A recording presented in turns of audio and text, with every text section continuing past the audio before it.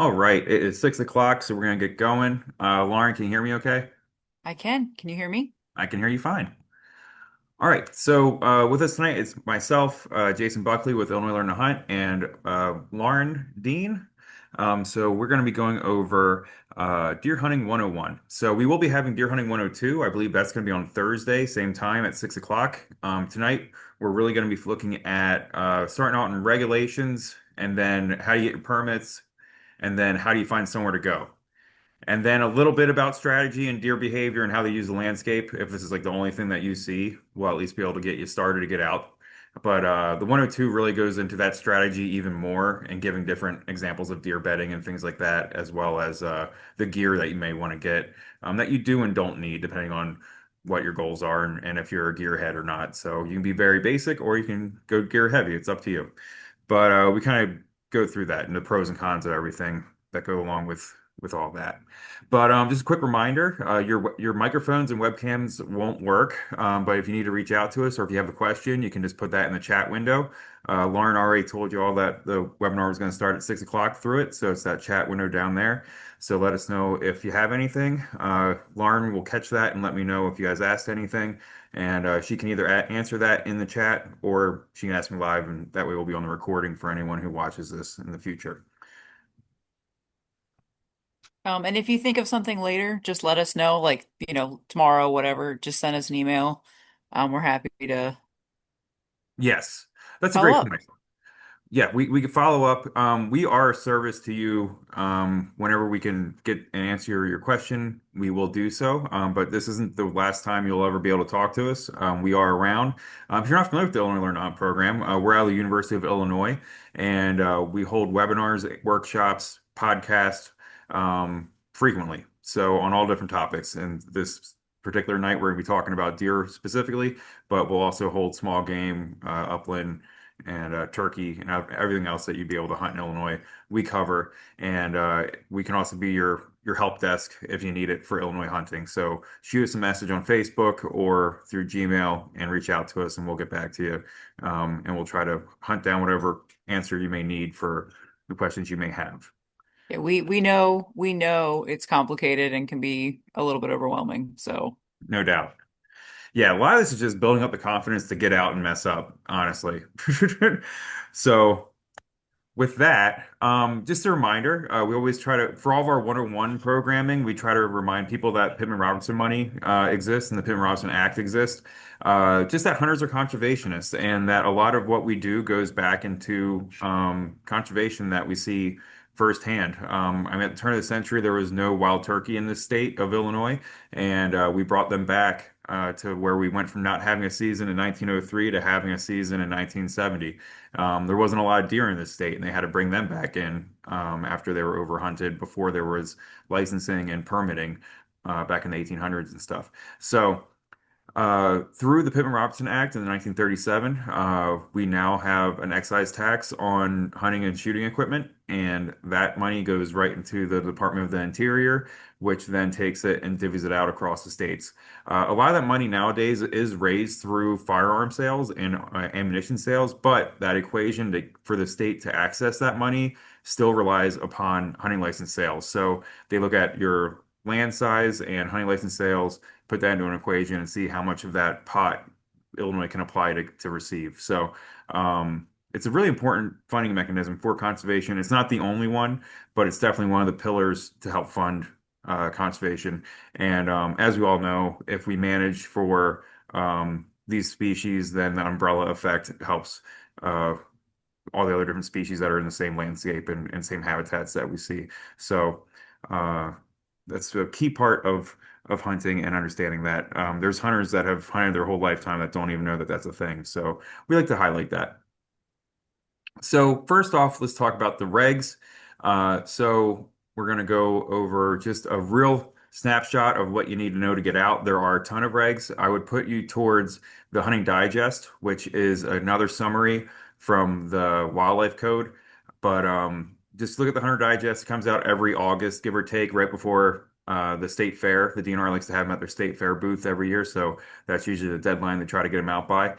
So you can get those picked up at like Walmart or a big box store or your local archery shop. You can also find them online, and we're going to use that as a reference for a lot of the screenshots that I have here to show you the different regulations you're going to need to know.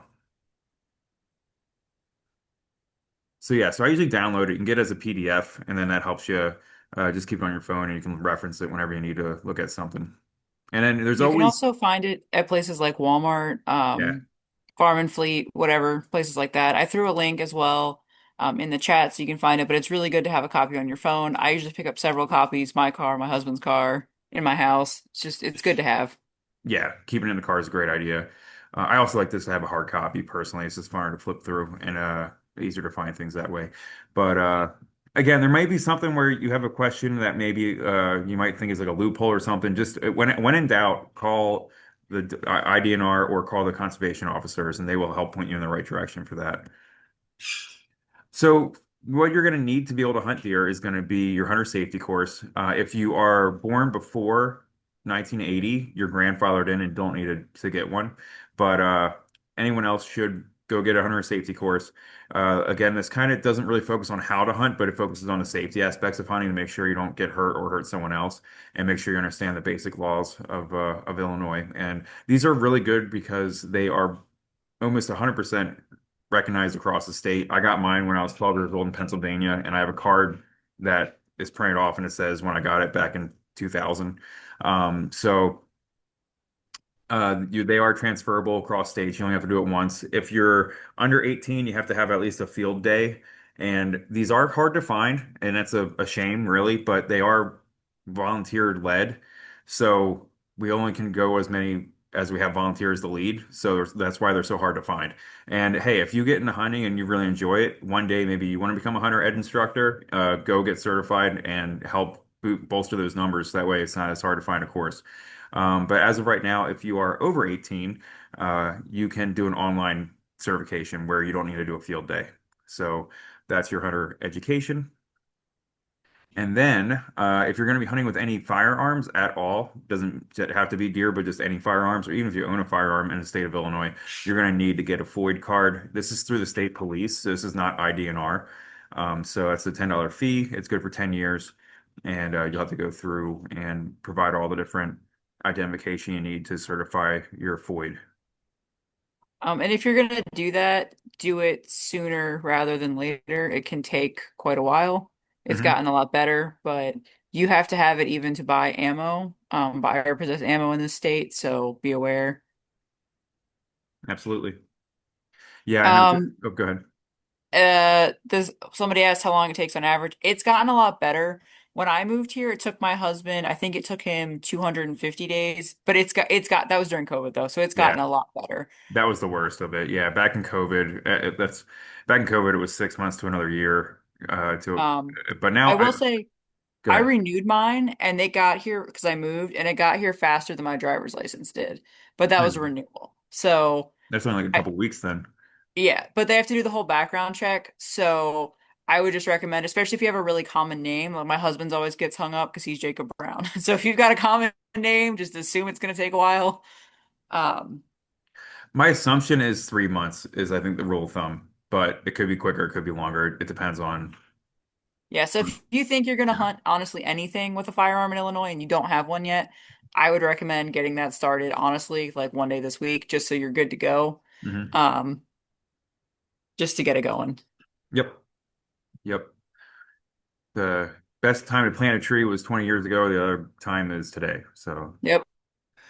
That's honestly with deer hunting with firearms, that is, you're gonna keep that in mind yeah. throughout this. But deer with archery, you have a little more opportunity, a little more flexibility. Hmm. So we do have a hunting license purchase website. This is new-ish if you haven't purchased one in the last 5 years. So this is exploremoreil.com, and you'll go here for any license that you need to purchase. So any lottery that you need to purchase or base hunting license that you need to purchase, you can purchase through this website. And basically, you go in and make an account, and you'll get a customer ID number, and that will be your customer ID number for life for the IDNR. And then you'll put that into all your paperwork and all your license purchasing moving forward from there. So explore more IL. If they ever have a free lottery, the best thing to do would be Google the name of the lottery that you're interested in applying for, like the upland, like the free upland permit. Just Google Illinois free upland permit, and that will take you to a website that is kind of a yellow background, and then you just enter in your information, and then and it requires your customer number in that paperwork. And then whenever the lottery runs, you just got to go back and see if you were successful or not. But you don't need to purchase anything. So it's done on a different website. So that's slightly confusing. So there's two locations to get permits and things. But when it comes to purchasing your base license and your deer tags and things like that, you can do it through Explore More IL. I usually get my over-the-counter archery tags at a bow shop or Field and Stream or Bass Pro or something like that, where they have like a specialized printer similar to like the lottery printers that they have at like gas stations that are certified to print out lottery tickets. They have certified machines that can print out licenses, so you can go and buy your over-the-counter tags at a big box store, and things like that. Okay, so we have a what is the difference between a hunting license versus a deer permit? Great question. So, and that we're going to cover that right now. And So, do you want to also talk about a tag? Because we get that question a lot too, a tag versus a permit. sure. I'm not 100% sure the difference between a tag and a permit. I use those words interchangeably. But I can guess what would be the difference between a permit. I think a trapping permit would be a good example of that. Maybe I don't know, trapping license versus a permit. What do you think the difference between a license and a permit and a tag? I mean, I so think a tag is literally, people use them interchangeably, but I think a tag is literally if you're going to attach it to the animal. yeah, but that's what my permit is anyway. Like you don't have something But it's left only like over. that for deer and turkey, right? Like it's, Yeah, and bobcats, you know. yeah. So there's some So in what? Go ahead. assume if people are saying permit or tag, it's the same thing. I think That's it's the first step. I feel like it's the same thing. But I'll Yeah. tell you just between hunting license and habitat stamp and a deer permit. Those are the three things that you need to purchase in order to go deer hunting. So your hunting license, you can see at the top of this list. This is straight out of the digest here. Can you see my cursor, Lauren, when I go Yep. over it? Okay. So hunting license will vary because there are senior citizen licenses. I think there's veteran license discounts, and then there's like a lifetime license, which is like 300 some dollars. But There is, I linked a Hunt Illinois license finder in the chat. yeah, That you can go through and based on your personal circumstances, like your age, veteran status, things like that, it'll pick which one's right for you. Um, great. so I'll feel free tell to check you that out. the normal base license for someone who is not a senior citizen would be about $12.50. So your base license is going to be 12 bucks, and then you need a state habitat stamp, which is $5, and then you need a permit. So there are several different types of permits. One thing I will say that the license and habitat stamp, I think, is really all you need to go small game hunting, and Mhm. uh, and other. We have other webinars that break down all the things you need for different things, and you can also I look at think you need a that hunting digest. license and a habitat stamp for everything. That's like Yeah, the basic, you like no always matter need what you're that. doing, Yeah, you so need that unless you're trapping, and then it's different. But I think those are the two. So that's kind of like your basic, kind of like driver's license. It's like I'm allowed to go do this. yeah, so 1750 gets you in the door. Um, yeah, so then there's a lot of animals like small game and upland birds and stuff like that that don't require permits to attach to the animals. But the animals that do require permits and or tags, we'll use them interchangeably. Interchangeably is your deer and turkey, which is what I'm going to talk about today. So the different types of permits you can get. There's deer firearm permits, which is a lottery to be able to get a firearm permit. There's deer muzzleloader permits, and then that's also a lottery. And then there's deer archery permits, which are over the counter. And you can see here the column that says lottery. So you can see the X's mean that it requires a lottery. No X means it does not require a lottery.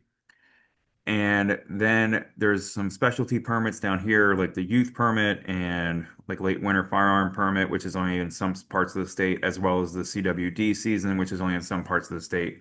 We're not going to go into that today. I'm going to focus mainly on archery and firearm season. These other ones, you can look more into the digest and learn more about which regions they apply in and see more of the minutia of these types of specialty seasons. But right now, there are either sex permits and then antlerless only permits. Okay. And I do cover this in a second, but we'll do it again anyway. So basically, the either sex permit means that it can be a male or female taken with that permit because sometimes you might shoot a button buck or a young of year deer or a buck that somehow got hurt and lost its antlers for some reason, or it has a genetic anomaly where it's a buck still but doesn't have antlers that are longer than 3 inches long. So therefore, an either sex permit can be put on a male deer, or a some antler. That's an antler. So it could be either a female deer or a male deer with antlers. The antlerless permit is on an animal that has less than 3 inches of antler, and therefore that would be your button buck, or a deer that lost its antlers would be the antlerless deer, whereas the either sex is either or. I always purchase personally for archery season, I get the combination archery tag, which allows you one either sex and one antlerless permit. So that means so either sex is what we're going to call a buck tag because that's what I'm be trying to put on a buck unless I get towards the end of the season and I haven't gotten a buck yet and I'm just trying to get a deer to put in the freezer. Then I'll put it on a doe if I want a second doe. But if I get a doe early on, or later in the season, I'll put the antlerless tag on it. And that's only $25 for a resident. Out of state person, a non-resident would be $400.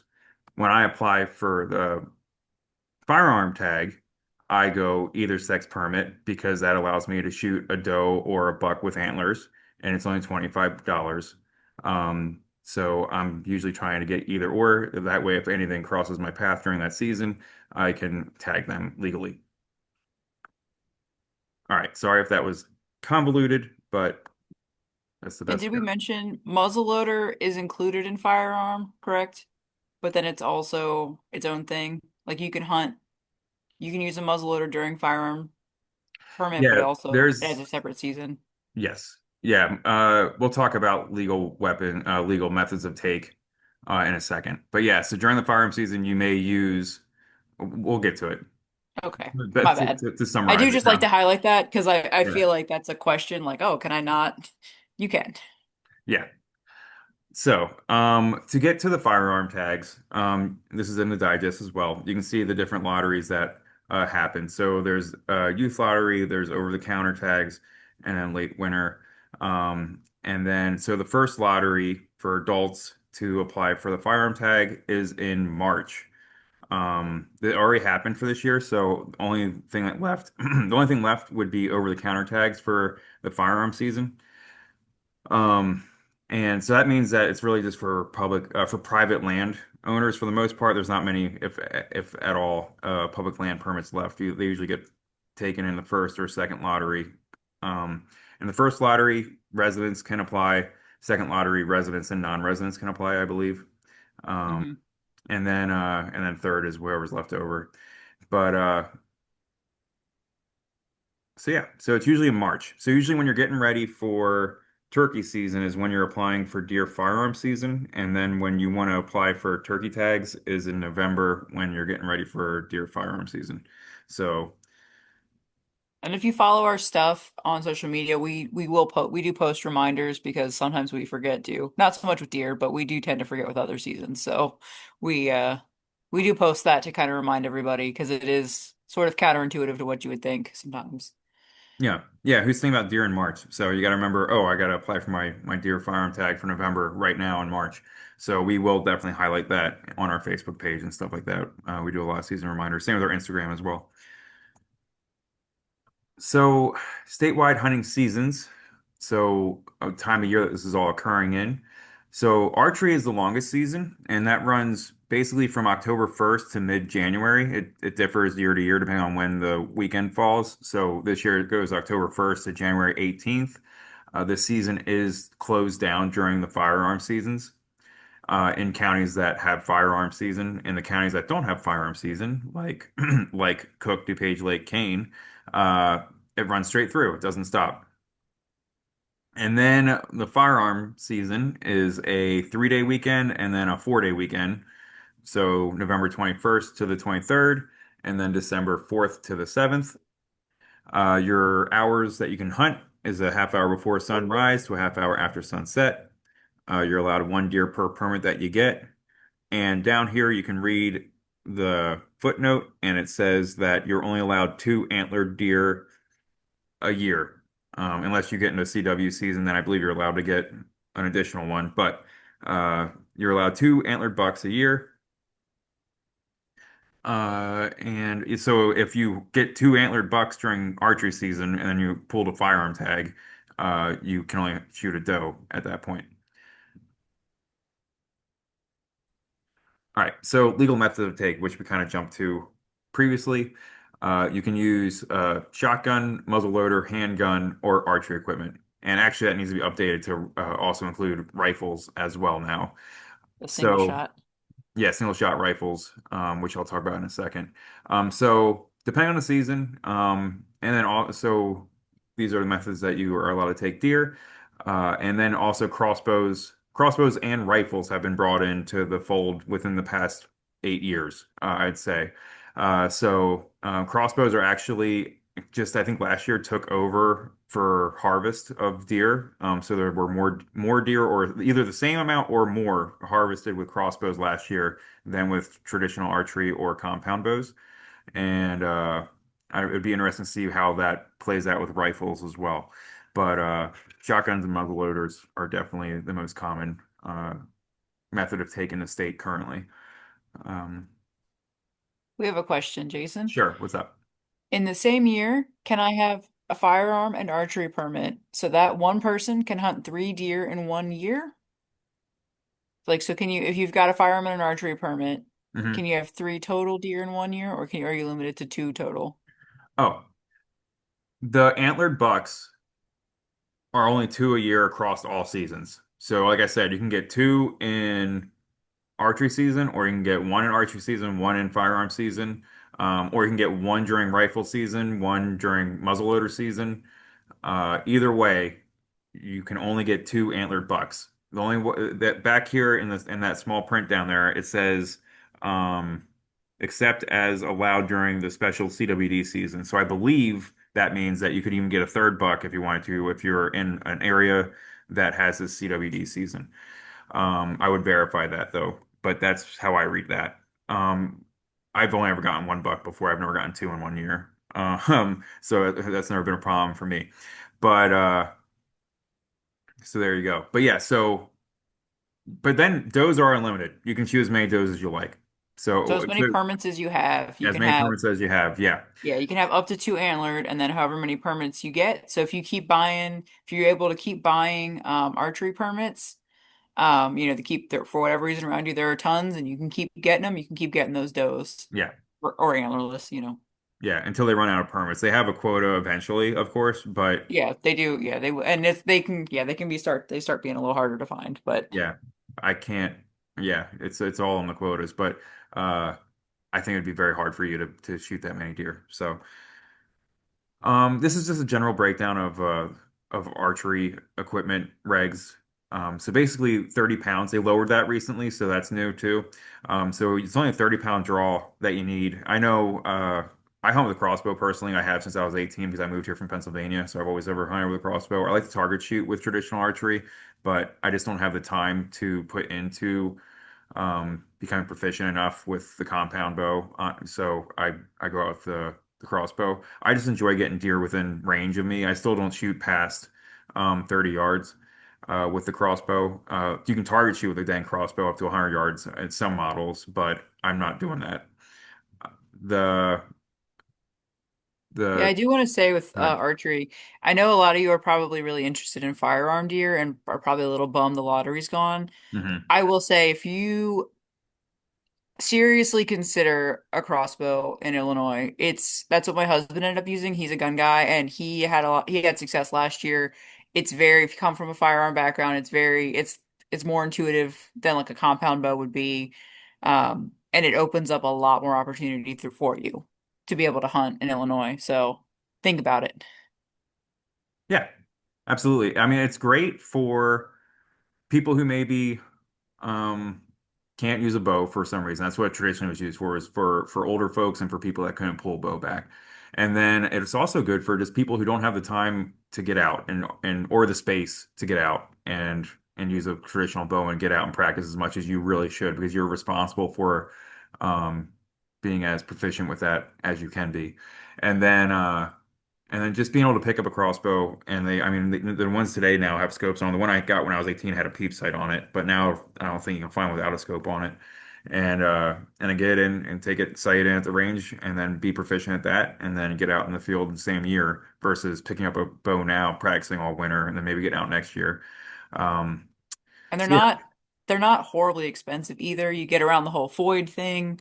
Hmm. Um, and Jason and I both grew up on the East Coast where firearm deer seasons are so long. So to me, having like basically 2 weekends is crazy. Like that's so little. So Yeah. just food for thought. No, yeah, I mean you get a longer season. Yeah, in Pennsylvania, yeah, we've talked about this before, but the buck season's 2 full weeks, and then the doe season runs. It all starts the day after the Monday after Thanksgiving, and it goes to January 15th, I think, almost every year. So that's about a month and a half, if not a little bit longer, of gun deer season in Pennsylvania. Whereas here it's 7 days, so it's wild. So again, yeah, you got 4 months archery season or a week of gun season here. So whatever gets you out in the woods more, and whatever you're looking for. If you're just trying to get out and get meat, or if you're trying to get out and get some time out in the woods, archery is the way to go to get as much time in the woods as you can. And it's a little earlier in the year. You're not going to be freezing if you're adverse to cold weather and things like that. So yeah, but my point I was going to make here was a 30-pound draw length. Our coworkers that go out, they usually go like 45, 55 because you want to be able to pull your bow back smoothly and be able to hold it. So they can kill deer very easily with a 45-pound draw. So if you're not trying to pull back 70, 80-pound bows, you don't have to. So don't be deterred by that. For firearm muzzleloader regulations, shotguns, so you can go uh, no larger than a 10 gauge and no smaller than a 20 gauge. So your normal gauges that you're going to probably use are going to be a 12 and 20 just because of the availability of ammunition. 16 gauge does exist, but those aren't around as much anymore. So 12 is your most commonly purchased shotgun across the board, and then 20 is nice if for youth, female, or for even just a fella who doesn't want to carry a 12 gauge around if you're planning on hiking a couple miles, depending on what kind of style of hunting you're going to do. I still use my 20 gauge I got when I was 12 years old because it's kitted out for deer hunting versus my bird guns I purchased since then. So there's nothing wrong with it if you want to use a 20 gauge.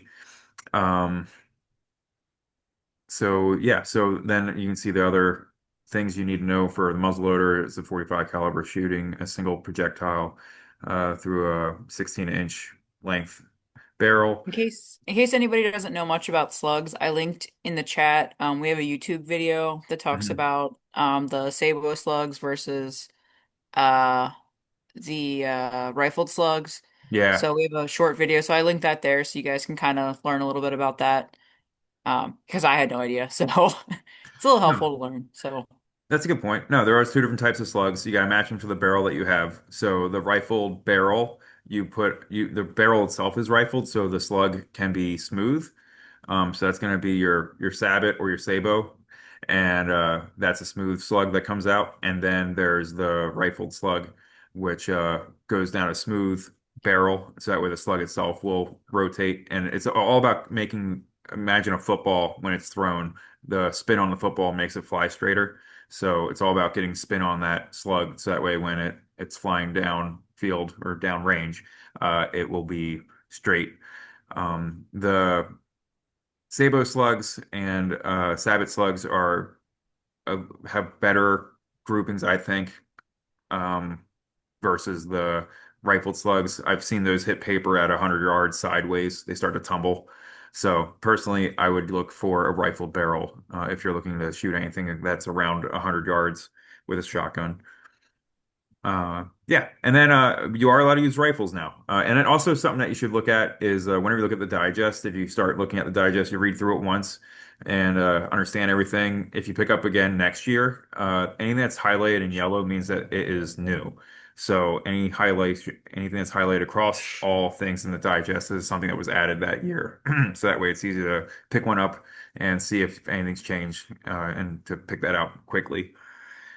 So yeah, so basically 30 caliber uh, handguns and rifles, center fire. or larger with a minimum barrel of 4 inches. So that's going to be your handguns. I think rifles are next. Yeah, rifles, single shot, center fire, 30 caliber or larger with a uh, combination of 500 foot-pounds of energy when it leaves the muzzle. So here's the actual write-up inside the digest. They talks about what rifles are able to be used.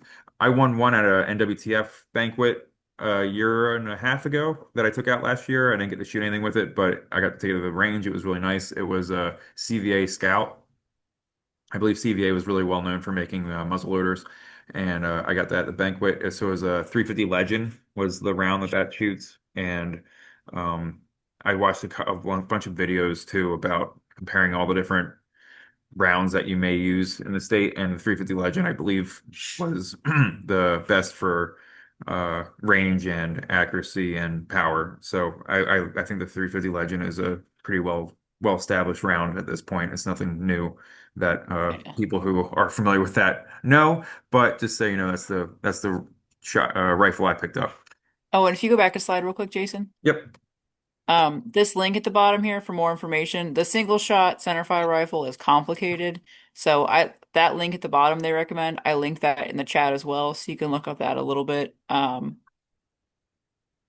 kind of try to figure it out yourself too. So you can look up stuff and ask questions because it's a tricky one. It's a lot you have to check off. So Yeah, I like to just purchase a new gun, honestly, that just meets that. But yeah, you can like manipulate an old gun so that way it's a single shot rifle. But if you know what you're doing, go for it. If you have any questions, call up a CO.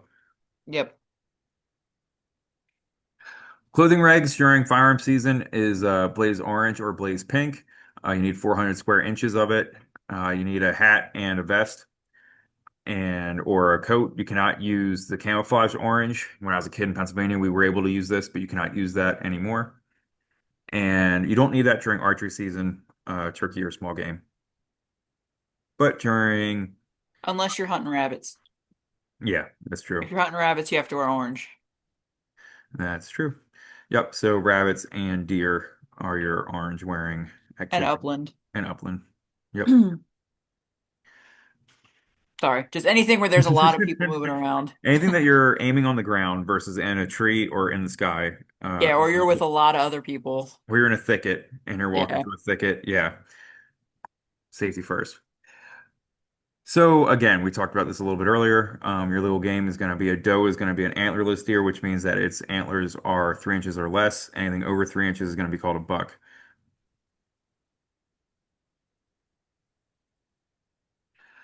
Miscellaneous. You can't shoot across roads. A lot of people, I don't know if you've seen it in movies or something. This is asked. These are just like random questions we've been asked before. So if you're on a road, if you're on a dirt road, I believe if you get off the road, you can shoot near a road, but you can't shoot across a road. If you're near a dwelling, you got to be 300 yards away from a dwelling. And you whenever I go to leave my you can't carry a loaded weapon outside the hunting hours. So if I'm hunting till dark, or if I'm walking in the morning or walking out in the evening, I have an unloaded firearm with me. I'm not loading up at the car unless it's during shooting light. So just realize that if you're walking out to your car and a CO is waiting for you at your car, make sure your firearm's unloaded at that point if it's dark out. So that way you're not making a mistake. And then no target shooting at IDNR sites unless it's certified to be a range. You can't just go out into the woods and put up a target and shoot, unfortunately. You have to go to a site that might have a range, and there's very few of them in in the state, honestly. All Uh, right, we got two things, mhm. Jason. Also, if you do encounter a CO, don't start fiddling with your gun. They get nervous. Yeah. We hear that a lot. Wait to do what they tell you to do. If they tell you to unload it, great. Sometimes they just want you to hand it to them and they'll deal with it. And then we had two good points in the chat. Hmm. Mike says it's good to have orange anyway. So you don't like either way, during archery season, so you don't get shot dragging your deer out. Yeah. That's also a good point. And then Brian wanted to clarify for regular archery season, you don't have to wear orange, unless it overlaps with firearm season, correct? Yes, the firearm seasons you might be out because it's closed down during some of the firearm seasons, the rifle and shotgun season, and what it's called firearm season. You need to wear it because it does overlap with youth firearm season. And even if you're at a public land site that doesn't have the youth firearm um, season, Lauren, you want to look up the dates for the youth firearm season this year? Yeah, yeah. I honestly, I went out last year and thank God, and fellow in a parking lot was like, he was seeing me getting ready, and he's like, "Hey, you know it's youth firearm season." I'm like, "Oh man, I totally forgot." And I always tell myself to keep orange in the car no matter what, no matter what.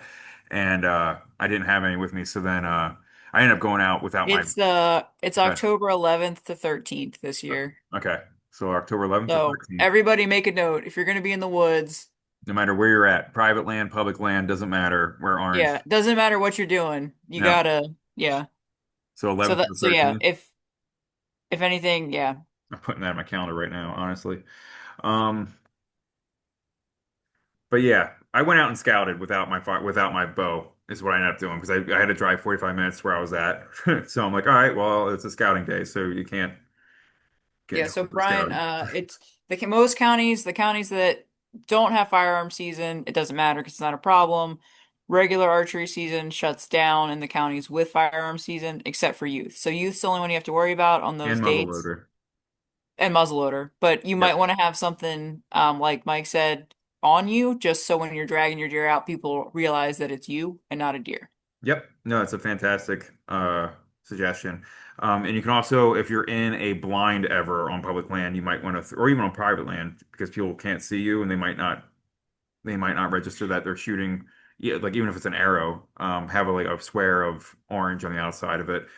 Deer do register that as like a green gray, so you're not giving yourself away to any of the animals at all. So um, it's never a bad idea.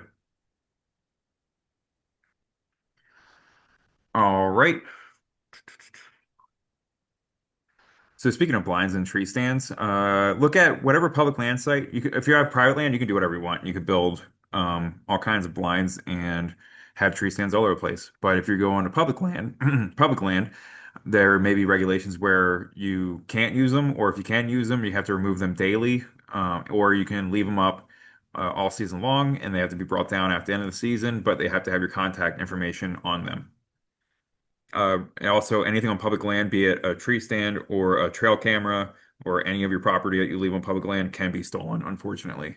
That's just something that happens. So you can, if you are on public land and you are putting a stand out for the season, I would put a lock on it of some sort, or make it so that way it wouldn't be usable if it's taken away. So just something to consider. But it does need to like your name, address, phone number on, usually like with like wrapping tape with a packing tape on a piece of paper, and you kind of just like tape it to some part of the frame. Y'all need trap tags Yeah, that too. for That'd be your good. for your gear. And make sure you're not damaging on public land. Make sure you're not damaging any of the vegetation at all. You can't cut shooting lanes. Uh, you can build like a brushed in blind. You can use anything that's fallen down and brush your blind in, or just make a big pile of brush and hop inside of it if you want to. But you can't cut anything. I've actually reported people before because I take a big offense to people who start cutting down trees, especially sizable trees, to make shooting lanes on public land because it's all of our land, and it bugs me. It's one of my pet peeves. So I'll report it. I don't know if anything happens with it, but I'll let the CO know that there's someone out here cutting trees down. So after you harvested a deer, be it a firearm or archery, you will tag it. Most of the tags, the firearm tags are a big sticker. The archery tags, I bring out a zip tie with me to zip tie the tag to the deer. There's going to be a head tag. So for a buck, you can put it on an antler if you want to, or you can make a cut and put it in its ear. You can also do that with a doe where you cut its ear and put the tag in the ear. You can also attach one to the leg. The back leg has a ligament that you'll be easy to find, and just you can cut a hole in the space there and then zip tie a tag to its leg. Then you'll do that first before you field dress it, before you move it, anything. You tag the Before you animal. take pictures too, Yep, like before before. you're even taking photos, you're supposed to have that deer tagged. Yep. Then you will then there's a phone number. You can see it in that photo actually. You have to call that phone number by 10 p.m. that night to register your deer, and to let the DNR know that you harvested a deer. They'll ask you a couple questions, and you'll have to take some measurements, like the distance from its nose to its eye, and if you got a buck, how many, like the size of the buck and stuff like that. Uh, but that's and it will maybe the age of the deer. So try to guess if it's a fawn or not. If you don't know, it's fine. But within your judgment, they'll probably ask you if it was a yearling or not, and things like that. And they might even ask you like how many bobcats you saw or something like that too. So it's just a way that they can survey people. So you got to do that before 10 p.m. that night. If you hit a deer and you have to track it throughout the night, then just do it as soon as you can. If you couldn't make it that night, then just do it as soon as you can. If they ask you any questions, just say that you had to retrieve your deer the next day. And then to dispose of the carcass, you can either take it to a butcher if you want to, a deer processor, or you can do it at home. We do have videos on YouTube showing you how to go about processing a deer, and then everything just goes out in your trash. I know it's kind of weird to think about it, but just put it on a trash bag and take it out with your weekly trash disposal. And that's all you got to do with that. Do not dump it off a side road or something crazy like that, or bury it, or leave it out on your property because uh, there may be disease or something like that that you're not familiar with that that you don't want to transport in other places. So the only thing you leave in the woods is the gut pile. You're allowed to leave the gut pile. If you're the etiquette on that is to not do it on the hiking trail or on the horse path. To do it where you shot the animal at, hopefully is like off to the side of any path or field or something like that to try to hide it a little bit. But animals will eat that gut pile within 24 hours or so, so that won't be there very long. And I always like to tell people this story because my husband always thought everybody was kidding when they say like after, you know, um, the real work begins. But if you're gonna do it yourself, it is a lot of work. And even if you're not gonna do it yourself, I mean, you still have to gut it. I did just link one's the YouTube video on how to field dress your deer, and then the other one's about processing. We have a whole series. We talked to it. Jason talks to a deer processor. Hmm. It's either have one lined up if you want to do it, take it to get that done, or if you're gonna do it yourself, be prepared because it is a lot of work. You can't really mess it up. So don't be afraid about having an ugly meat. Like that's not a big deal. Um, but just be prepared. Like it's a lot of effort. And I will say too, if you're gonna go deer hunting, I like to make a little like after the shot kit where Hmm. I'll have a Ziploc bag, I'll have gloves, I'll have a little skinny Sharpie in there, and I'll have zip ties. Um, just so I've got it handy. Because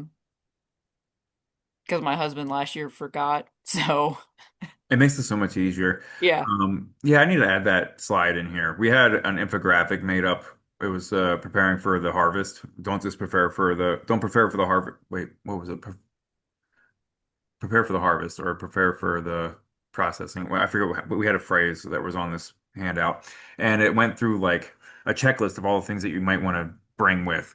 And it was like they make gutting gloves that is like it almost looks like a cow glove that goes up above your elbow. And then they have like a surgical glove that goes over top of that, so that way you have better dexterity. And when I was a kid, I mean, it was the 90s, and everybody was like, "Oh, be a man, just put your arms in the blood, and who cares?" But honestly, dude, I got nice camos anymore. Like I'm not trying to get gross, and I'm not trying to like get my car all bloody and everything. So the gloves are great. So wear gloves, and also I don't know what kind of pathogens might be on the deer. Usually you're fine, but I'm just saying you never know. So why? Yeah, and having that hide on the deer will protect it a lot Yeah, too. it keeps the You meat just cleaner. It's just so you much want the better. guts out and you want it to cool down. So stop on your way Yeah. home, get some ice. If you can't process it for a day or two, keep it in a cooler with ice. Mike asked, can you clarify, do you have to do an antler tag and a leg tag? Yes, you'll have two tags. It comes with two tags. You'll have a head tag. It's called a head tag and a leg tag.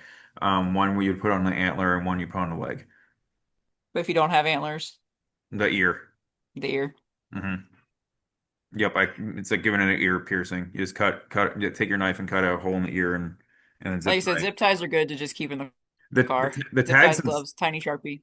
yeah, the tags themselves have pre-punched holes in them that are about an inch Mhm. apart, so it's perfect for threading a zip tie through the tag and zip tying it to the animal. Like that's like the number. I think it's basically made to do that. Like that's the way to do it.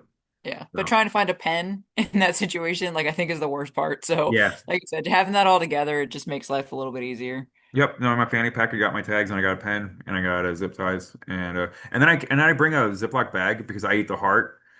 So I'll bring a Ziploc bag for the heart. I've been the dang liver is huge. It's too much liver. I'm the only one who's gonna eat the liver in my family. Like no one else is gonna eat the liver. So I'll cut a lobe off the liver for like maybe a lunch sometime.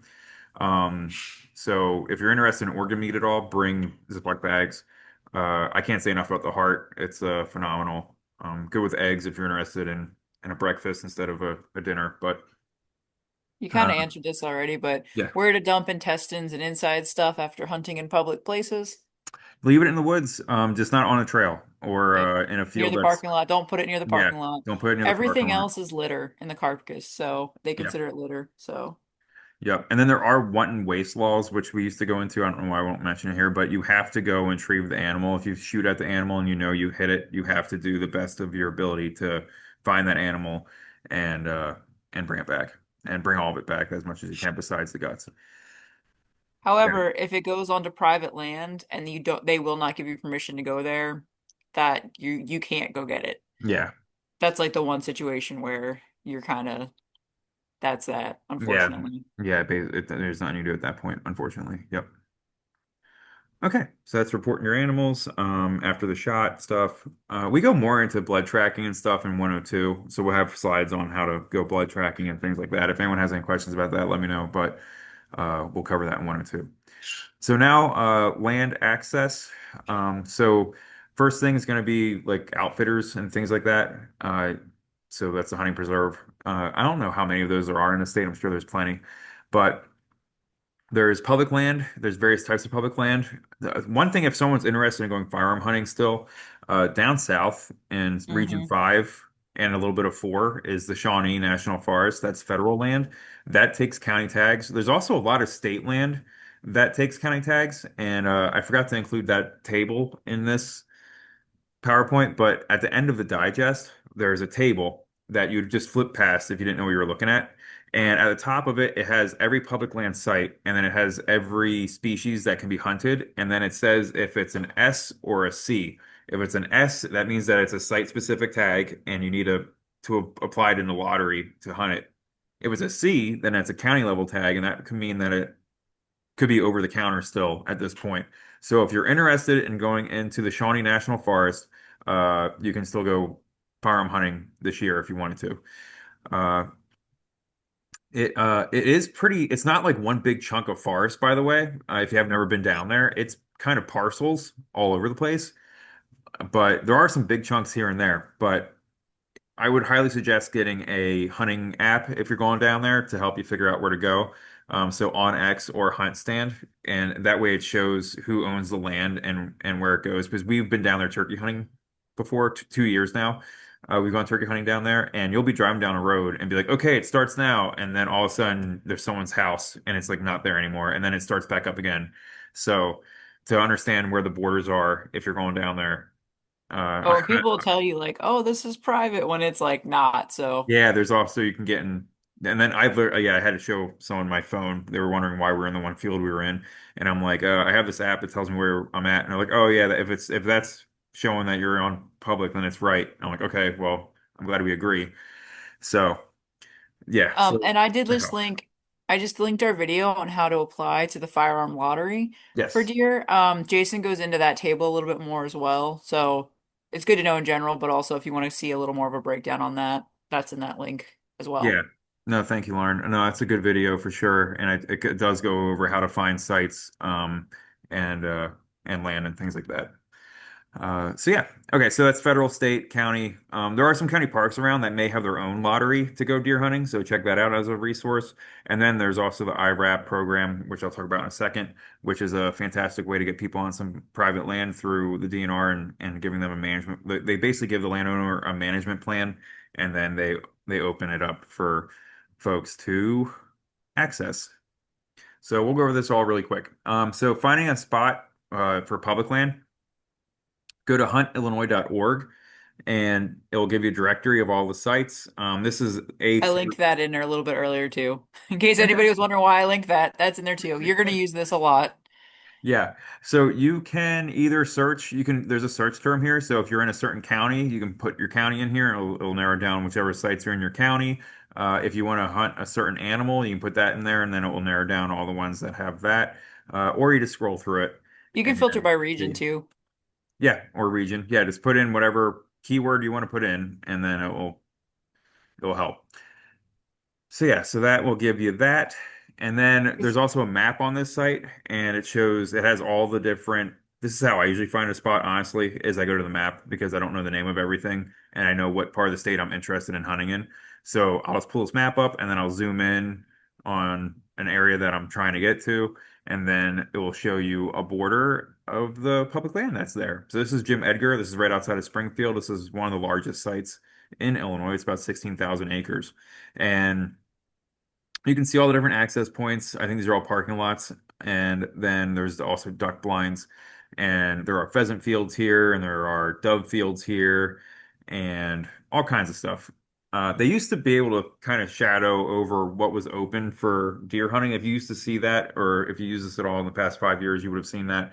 This is only 5 years old, but they've changed it since then because I think it was giving not the most precise information, so they took that off. So if you're interested in seeing where you can't hunt, you can see here this like red section is probably like a campground around the lake. So that's like a no hunt area. So at least they have that. And then you can go from there. They also each public land site in Illinois, there's no exception. Everyone has their own site-specific regulations. So don't be overwhelmed by that. Instead, pick one that you're interested in hunting and get to know it. And you can use that to get educated and try to and go through the whole trial error of becoming a hunter there and knowing the regulations and feel comfortable there. And then once you kind of get an idea of what hunting is like, then go and try a bunch of other sites, and you can then have your toolbox at that point to be able to figure out other sites regulations to figure out if it's a site you're interested in trying or not, depending on how big of a hassle it is to try to hunt it. The thing I try to say to everybody is that land is sparse around Illinois, unfortunately. Public land is sparse, so just be happy that you have it, I guess, is unfortunate. That's just the positive mindset I could give you is like, hey, it's there. You can only hunt it like every third Wednesday of the month, but at least they allow you to get on. Yeah, Um, some sites are yeah, tricky. there's one site that specifically that I'm mentioning there that is tied to the Army National Guard, I believe, Yeah, and so they have they've drill got some days. weird ones. Yeah, they have drill days there, so you can only hunt it when they're not there, and so it's like every Thursday or something like But that. if you have site specific questions, at the top of the directory page, we'll have contact information. Usually just links you back to the IDNR page for whatever reason. But don't be afraid to call them and leave a message. Usually you have to leave a message, but they usually get back to you eventually. Stuff changes and they're in charge of updating their site page and they just don't always. So it's good to check. Um, they're usually fairly on it for deer, but for some of the other more niche stuff, it doesn't always get updated. So it's just if you have questions, let them know. Because there's a site up my way up north that it's got its own site lottery, and it's one of the few for archery, and it's one of the only sites that has that. So it's just good to start reviewing that early so you know and can get in on time. Sure. Yeah, some sites have their own lotteries and things like that. So yeah, for sure. One thing that you will need at almost all these sites is going to be a windshield card. These are free, and you have to print them out and you put them in your windshield when you're going out hunting. And then try to keep track. I know this is difficult, but keep track of the days that you go out. And then come February 15th or 14th, I think it's the 15th. 15th, I think. Yeah, the 14th is Valentine's Day. So the day after Valentine's Day, is like that's the last day of squirrel season. So then that's when it's due that you need to report all the times that you went out and what animals you got. And this is just a survey that the DNR does. And so the windshield card allows you to do that. Some sites, not all, but some sites may prevent you from hunting it the following year if you forget to put this information in.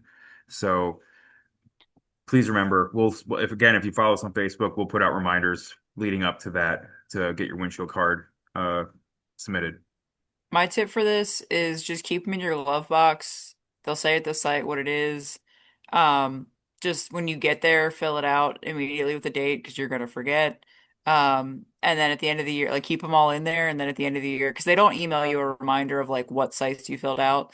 So just keep them all in one spot so you have them all and you're not running around trying to figure out, especially for us, because if like we don't hunt it, we don't like if we go with mentors, we don't always remember. So, but for you guys especially, just keep them in your glove box. It's makes it easier Yeah, what she's saying is we might have went to a spot that was like across the state that we only went that one time for a mentored hunt, and then we forgot to submit it. to fill it in and yeah. But yeah, but in general, it's just if you're going to a couple different ones, it's just easier Sure.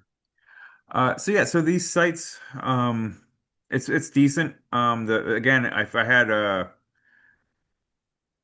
like a hunt stand or on X, their mapping is a little bit better. They've updated this now. This is actually an older version of the map, and you can actually change the base layer now, which is new. So that's interesting. You can actually put it to a topo map or a topo map, and see the contours and everything else. So that's pretty neat. But you can look at the access. Most hunters don't leave on average like a quarter mile from any parking lot. So if you're trying to get into areas that not only have deer but also might not have other hunters. You can use this as a reference. That's not to say that deer won't sit next to a parking lot. Deer are going to be where they want to be. You gotta go where the deer are, not where you want them to be. Like you might find an awesome clearing that you're like, oh my God, at sunset, could you imagine a freaking giant buck standing in this meadow? That'd be sick. But maybe they never walk there. So it might be right next to the dumpster, unfortunately. So you got to go with where they're at. Uh, but you can use it just to find the different spots and things that they have. For instance, this is me zooming in on the no hunting area. These are all dub stakes, and these are parking lots, and these are waterfowl blind stakes. So they do have those posted on this specific map. So that's pretty cool. That's at least one resource to reference.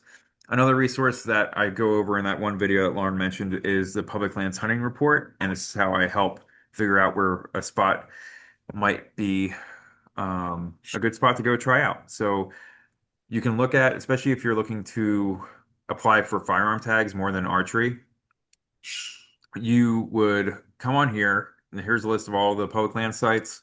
It tells you the total acres and how big it is, and then it also tells you the total huntable acres. So there might be a campground or a no hunt area at some of these sites. Most of them have a no hunt area, maybe the office or some building. So then you have to stay away from there.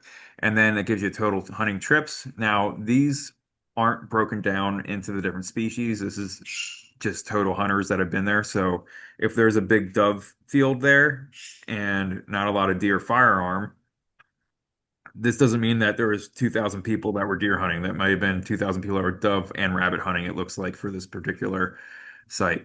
Uh, so you can kind of splice that out, but you can look at the deer archery take and the deer firearm take, and then how big it is, because they don't publish the odds for winning the lottery. So the best we can do is to see how many deer were taken.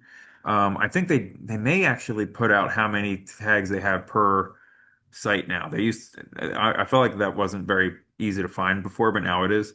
When I made those videos, but before the only thing you go off of was how many were taken. So it's like, okay, well, there's at least 63 tags that are put out for the Cache River. Uh, so that's a lot of tags. So versus one at Butterfield Trail. So you can kind of get an idea of which place probably has more deer population, which place probably has more tags available, which place is larger, uh, so on and so forth. I would put in for a site that either I like and that I hunt all the time that's near my house, or if I'm new and I'm just trying to find the most deer possible, put in for one of the sites that has the most deer harvested, and then you have several choices that you can pick from for the firearm tag, and then do some mid-tier ones as well. So maybe go for one that has 60 deer harvested, maybe go for one that has 20 deer harvested, and then maybe go for one that has 12 deer harvested. And if you get one of them, then at least you're getting out and getting experience. Because the problem with the firearm tag and firearm hunting is you'll have 7 days a year to get better actively while you're actually able to hunt versus archery where you can go and mess up for 4 months and learn.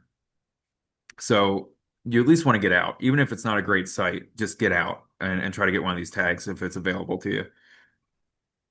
Mike says they do. I was applying for duck sites and they had the number of tags available per day. Although I wonder if that was for the public, the free, the stuff not on Explore More. Because I've noticed that stuff not on Explore More, they do better with that. I think it's the stuff now on Explore More. Yeah, they did that for the upland tags and for Yep. that's why I'm hesitant on saying they have it for the deer ones because I can't Yeah, remember. I've noticed like deer and turkey is it's a little it's not always as Yeah, if they publish it, great. Then you'll know how many tags are at each site. If they yeah, but don't, so for some things it's there, sometimes it's not. you can use the harvest to get an idea of where the deer are at and how many tags may be being put out. Okay. This is the IRAP program. I mentioned this already. This is even I think it's bigger than what it was before. So there's always more. For this, unfortunately, this is a hitch in this program when it comes to deer firearm tags. This is great. They have all types of species being able to be on IRAP. If you're a youth or a first time hunter to them means that you bought a license. You haven't bought a license in the past 3 years. So if you're a lapsed hunter or if you're a new hunter and you're applying to this, you have a better odds of getting it. If you want to do, I believe, if you want to do the firearm deer tag on these things, because it is private land, they don't have special IRAP tags. They have county level tags. So that means that you need to win the county level tag first, and then you apply for the IRAP firearm tag. And if you don't get it, then that means that you're not going to be able to use that tag if you don't have somewhere else to go. You understand what I'm saying? So you're Yeah, not but going to if be you had able to. somewhere else to go, you probably wouldn't be doing IRAP. So it's Probably, unless there's like a really sweet IRAP spot that has that might be, but yeah. So, but you can't like pick which site you get for IRAP. You kind of get what you get, but you will have that place to yourself, and it's a great opportunity. But it's just you're rolling the dice on that one. So maybe you could get. I mean, you're allowed to get more than one. I think you're allowed to get more than one firearm tag. So, if you get one for one site for the first lottery, you might be able to apply in a second lottery and go for a county somewhere else. Um, and then that would give you the IRAP option. So yeah, but it's a great program. They have Turkey, they have Upland, they have all these other things. They have great stuff for kids. Check it out if you've never heard of it before. It's a under it's not one you hear a lot about, so I don't know how cutthroat it is to get tags through it. So try it out. It may be a great experience for you. This is the depressing part about how there's very little public land in Illinois, compared to other states, especially. But we have 96% of overall of Illinois is privately owned. 1% is state, and zero point 0.7 is Shawnee. So Shawnee is huge, down south, but it is again parceled out. So be ready to see where the property lines are. And yeah, so we had a coworker before. If you want to get on private land, leasing has become a big thing since the 90s, I've heard. I know in the 90s they had some big bucks get on some magazine covers, and then ever since then, Illinois has been famous for how big the bucks are here. Because back in the 90s, that's how people got their information was from magazine covers instead of the internet. And yeah, so it's difficult. You might have to lease opportunity. If you have the money to do that, go for it. That'd be a great opportunity for you. There's other farmers. The old school way would be to offer services or help to get access to private land, or to target non big game species like go squirrel hunting on someone's private land, or early goose season, or predator hunting or something that goes shoot coyotes off their land or something like that. Something that they might want you to do, and then build that trust so that way they know you're not some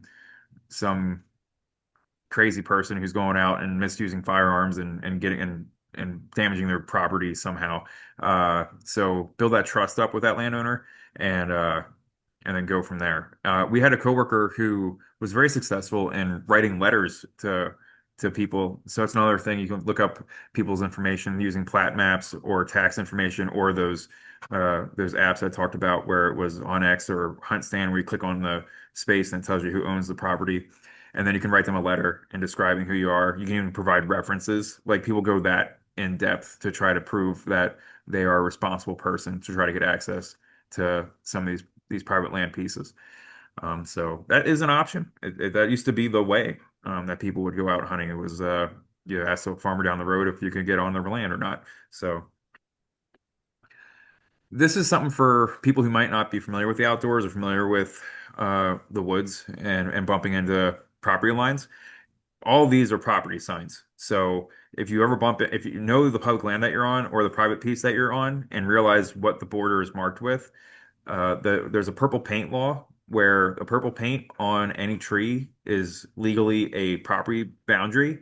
It should be done in a way that there's an obvious line of trees that are marked, and that way you know not to proceed onto that land. And if your deer runs across any of these boundaries, again, you cannot pursue it. You can look up on something like Onyx or HuntStand and try to contact the person who owns it, and sometimes they will give you permission, but if they say Of no, course. like we said, you're kind of done. We do have two questions. How expensive are private lands for deer hunting, like leases? Yeah. I've never Very. gotten one myself. Yeah, you're looking at thousands of dollars. Pardon if I might take a sip of water here. And Ugh. then I swear we had another one. Hang on. The one I always throw out is like five grand, I believe is it could be, but it could go as high as you want. Yeah, it Why? really depends on where you're at and how good it is, and Yeah. I had a buddy whose grandpop had land next to a well-known public land piece that I hunted, and to hunt the private land next to it was 5 grand. So that's why I say 5 grand. But I could hunt, I could hunt within feet of that property line and be very close to the same deer. I would see the same deer. So it's wild that you could that it is great that it's butted against public land because it's a lot of woods that deer could walk into. But you're paying 5 grand and I'm paying nothing. So I thought that was pretty goofy. yeah.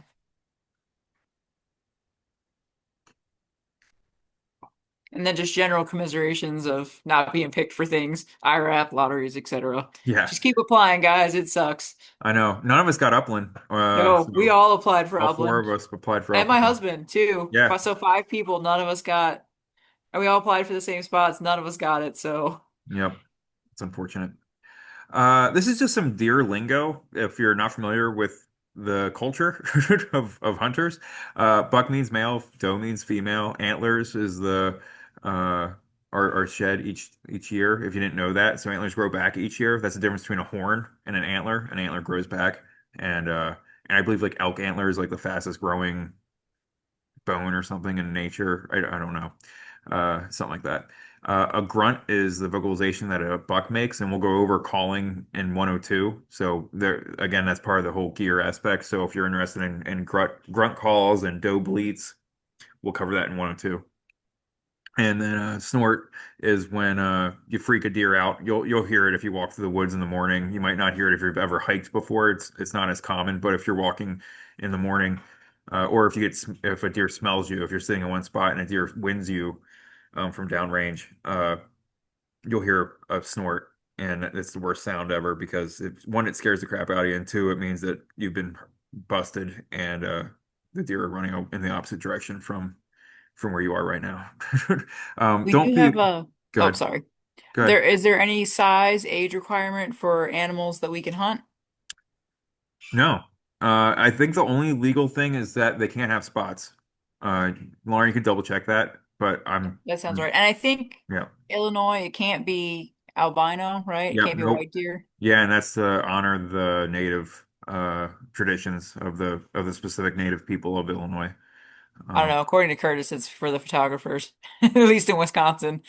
yeah, it could be that But too. piebald, so if it's white and brown, that's all right. But I think if it's all white, you can't do it. But yeah, I think if it has spots, you can't. But I mean, Yeah. if it has spots, yeah, it shouldn't have spots. So Yeah. that That's time of year. very early season. Yeah, that's very, very early season and a doe that had a baby late.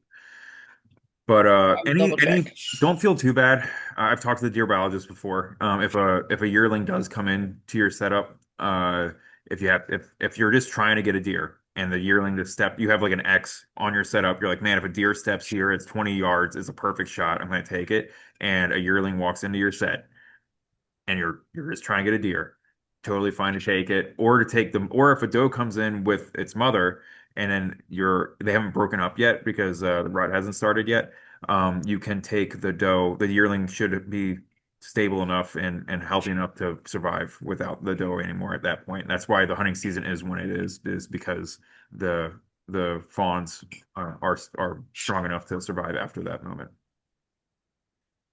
Yeah, brow tines and are the little horns between the ears there. That's a brow tine. Brow tine, if you ever hear about brow tines. And then a typical rack looks like this versus not typical, where you'll have antlers going all over the place. So I see no hunter may harvest any all-white white-tailed deer at any time. Hmm. Piebald deer are legal to harvest. Hmm. I don't see anything about the spots, but I'm pretty sure the spots is a thing. Don't if it's got spots, don't shoot it. Yeah. It's a baby. All It's right. gonna have enough problems going into winter. Like, Yeah.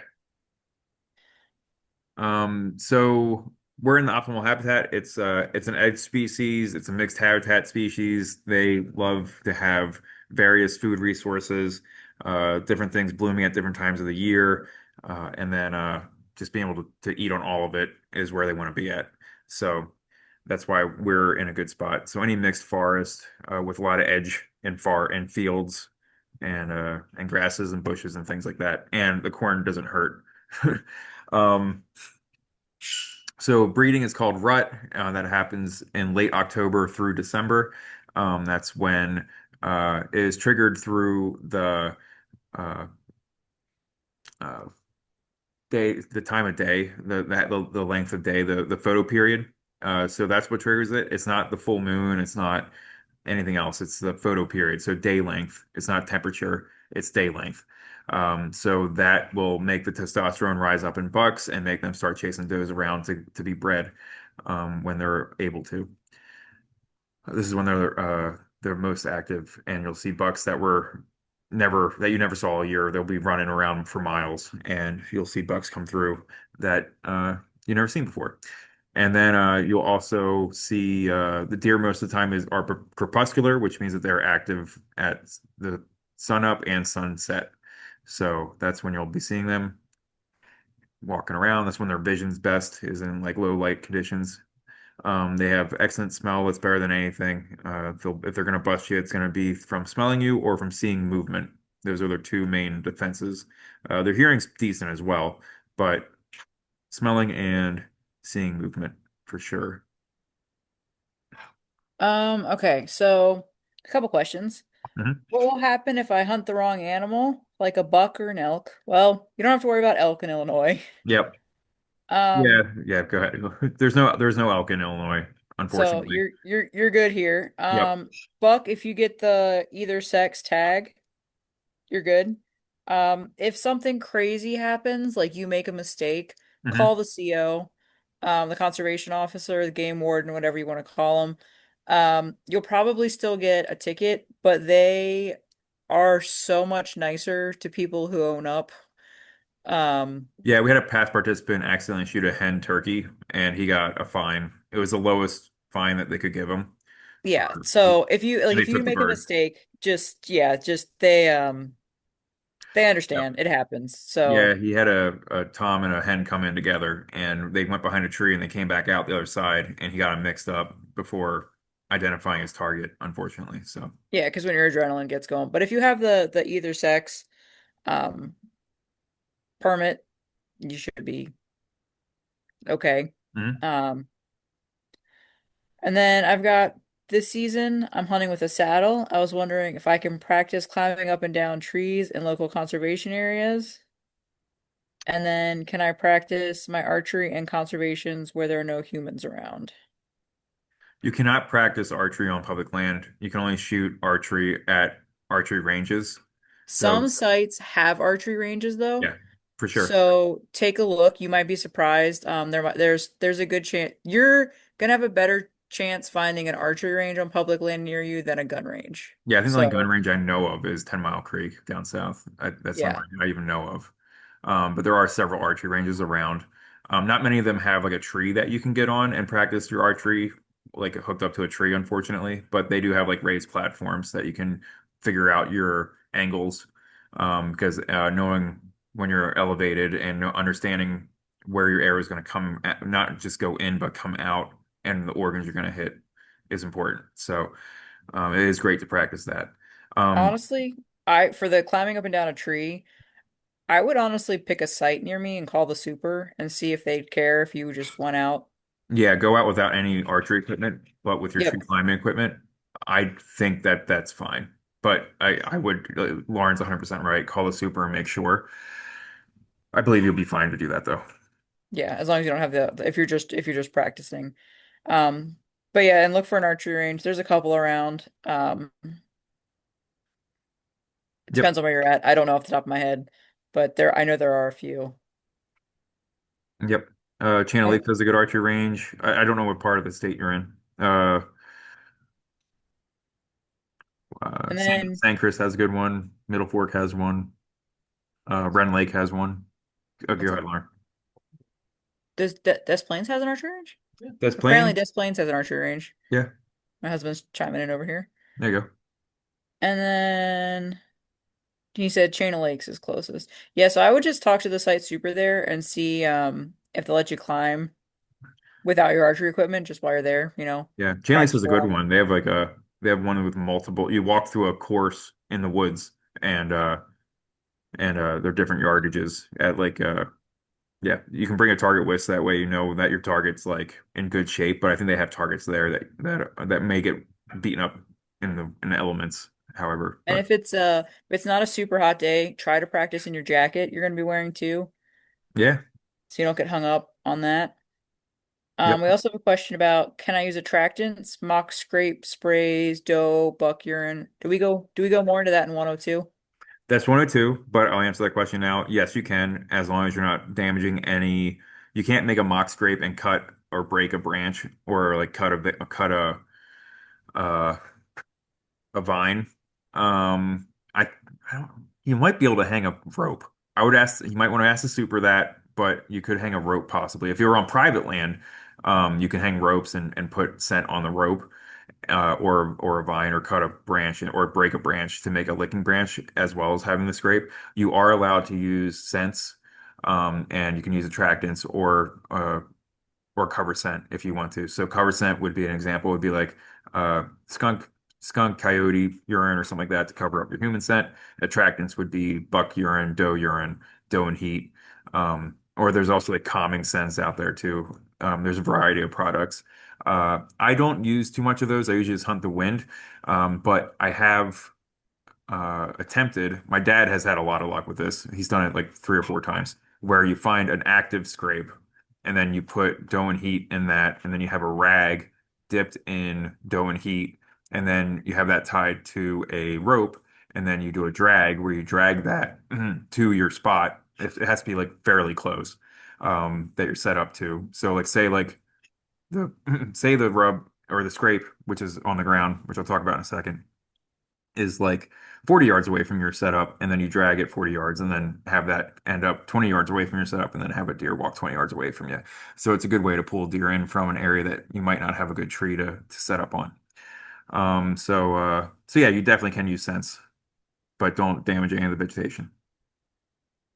And then just hang in there, Jason. We got a couple questions. That's okay. We might go long. Um, I think if we were scheduled to go to 7:30 and I still have quite a bit to go over, so we might go long. If you need to leave, we'll have a recording of this sent out to folks. So, but yep. we'll keep going. Where can I find help to skin my deer if I can't do it on my own? Is there a butcher store that I can take, and how do I find them? To that one, I said if you Google like a deer processor near me, it's probably Mhm. the easiest way, I would think. We've done our own, so Yep. Deer processor near me. And you can look at the reviews just like any other business at this point. The internet's strong enough to use that as a resource. Just a heads up on that. Depending on where you're at in the state, CWD is a thing. No human has ever gotten CWD as far as we know. Um, but it is a concern. And I would not eat a CWD positive deer. And once you get your deer, you can ask for the head. If you take it to a butcher, you can still ask for the head. And then there are CWD check stations where you can deposit. You fill out a little tag and then put your deer in basically a garbage pail. And then they'll come by and collect it, and they'll get back to you when the test comes back. And then you'll know for sure about your own deer. And that's if you're getting your deer processed at a processor or if you're just processing it yourself. Um, and then there's regions up north during gun season where you have to go get it. tested or checked in, and you'll have to follow all those CWD regulations for those counties up north. That's where most of it's at. But just realize that a lot of the processors, when you get your meat back, your hamburger, your sausages, or any of the specialty meats that you get back is going to be probably other people's deer grounded up into it. They do it by weight, so they'll know how much of your deer was put into steaks and and roast and things like that that were actual cuts, and then they'll weigh what's left over, and then that's how much burger you're going to get back. And that burger is not guaranteed to be your deer. So even if you got your deer tested, it's not guaranteed that the meat you're getting back is the deer that you got tested. So that's a risk that we're just going to have. Again, take with that as you will. That's about as much as I can give on that. I'm not a health professional. Um, It's unfortunate. and then how do we CWD check archery deer if we process the deer ourselves? Do the whole head thing I talked about. So there are Yep. stations around the state. Cut the head Des off Plaines has one. You and basically, it's a drop big it old off. trash can. Yeah. You put your head in. They look at the lymph nodes inside the skull, inside the head. Um, and So basically, you'll cut the head off. You process your deer like normal. I would just recommend not eating it until you yeah. get your results back. And That's what there's we did. as of right now, the results come back pretty quickly. Like you're looking at like I would say within a month, you'll get your We were results back. quick. We Yeah. were early in the season. I think we had ours within like a week. Yeah, you So might as early as a week, depending on if it's gun yeah. season or not. What I would do personally, just because you can do whatever you want, but what I am going to plan on doing now is quartering out my deer, skinning the deer, quarter it out, and then freeze the quarters, or you could process the whole thing. And because I believe you can bleach your knives and they'll get the CWD off of your butchering equipment. So you can just butcher the whole thing, bleach everything, and then you're fine. If you don't want to butcher the whole thing, because if it comes back positive, you're going to throw it all It out is anyway. it's a Um, lot of work. Yeah. Quarter it That's a out, good freeze the suggestion. quarters, wait till your test results come back, and then butcher it. Whatever you want to do. Also, another thing you do just for taste is you can quarter it out and then leave it in the refrigerator or cooler and let the water drain out of it so that way it's not sitting in water. But you can age your deer meat as well for several days, as long as you want, honestly. And the more it ages, the more the enzymes inside the meat break down the meat and make it more tender. That's something that you can do. So yeah, that's the whole meat aspect of it. Any other questions on that, let us know. We got two more questions real quick. Sure. Is it okay to discharge a crossbow bolt at the end of a successful day on public land? Yeah, I walk out to the parking lot. If it's dark out, I discharge it where I'm at. But make sure what I do is I have at least two good arrows that I can shoot at a deer because it depends on your quiver. Like some quivers you can put a lot more arrows in versus some where you only put like two or three. I want at least two, if not three, good broadhead arrows on me at any time. And then I have one arrow that has a field tip on it, which is like a practice tip. And then that I shoot into a grassy area or a plowed field or something like that, to where I know it's not going to damage the arrow too bad. So I discharge it to because you have to discharge your crossbow. They do make tips that you can put on the ends of the arrows or arrows that are a discharge bolt, and you can use that to discharge your crossbow. And it basically has like a big stopper on the end of it, so that way you can shoot it multiple times in the ground without damaging it or hurting yourself if it like ricochets or shatters or something. So you can get one of those discharge bolts. They also make models of crossbows now that are decocking. So you can put your cocking mechanism on it and then hit a button or whatever, and it will decock, and you can slowly lower the string down so that we don't have to waste a bolt for. But I've had a bolt for like many years before it got to the point where it wasn't usable anymore, where I shot it into a grassy area and was able to retrieve it. But um, make sure you're shooting it in an area that you're going to be able to retrieve it. Don't shoot into tall grass because you might not be able to find it. Then can we cut fallen dead branches that are blocking a game trail or something? I stress dead. Anything dead you can mess with. Yeah, I believe. You can double check, man. It's so hard to say yes or no to that, but I believe anything dead on the ground you can mess with. If it's a standing dead tree, you can't push it over. So I wouldn't push it over anyway. But anything dead, I think you can mess with. And then we had a question about hunting out of state, needing a bow hunter certification in person and a regular hunter ed isn't enough. I linked a ah the link I sent isn't enough. I don't know. Honestly, What state's that for? Connecticut?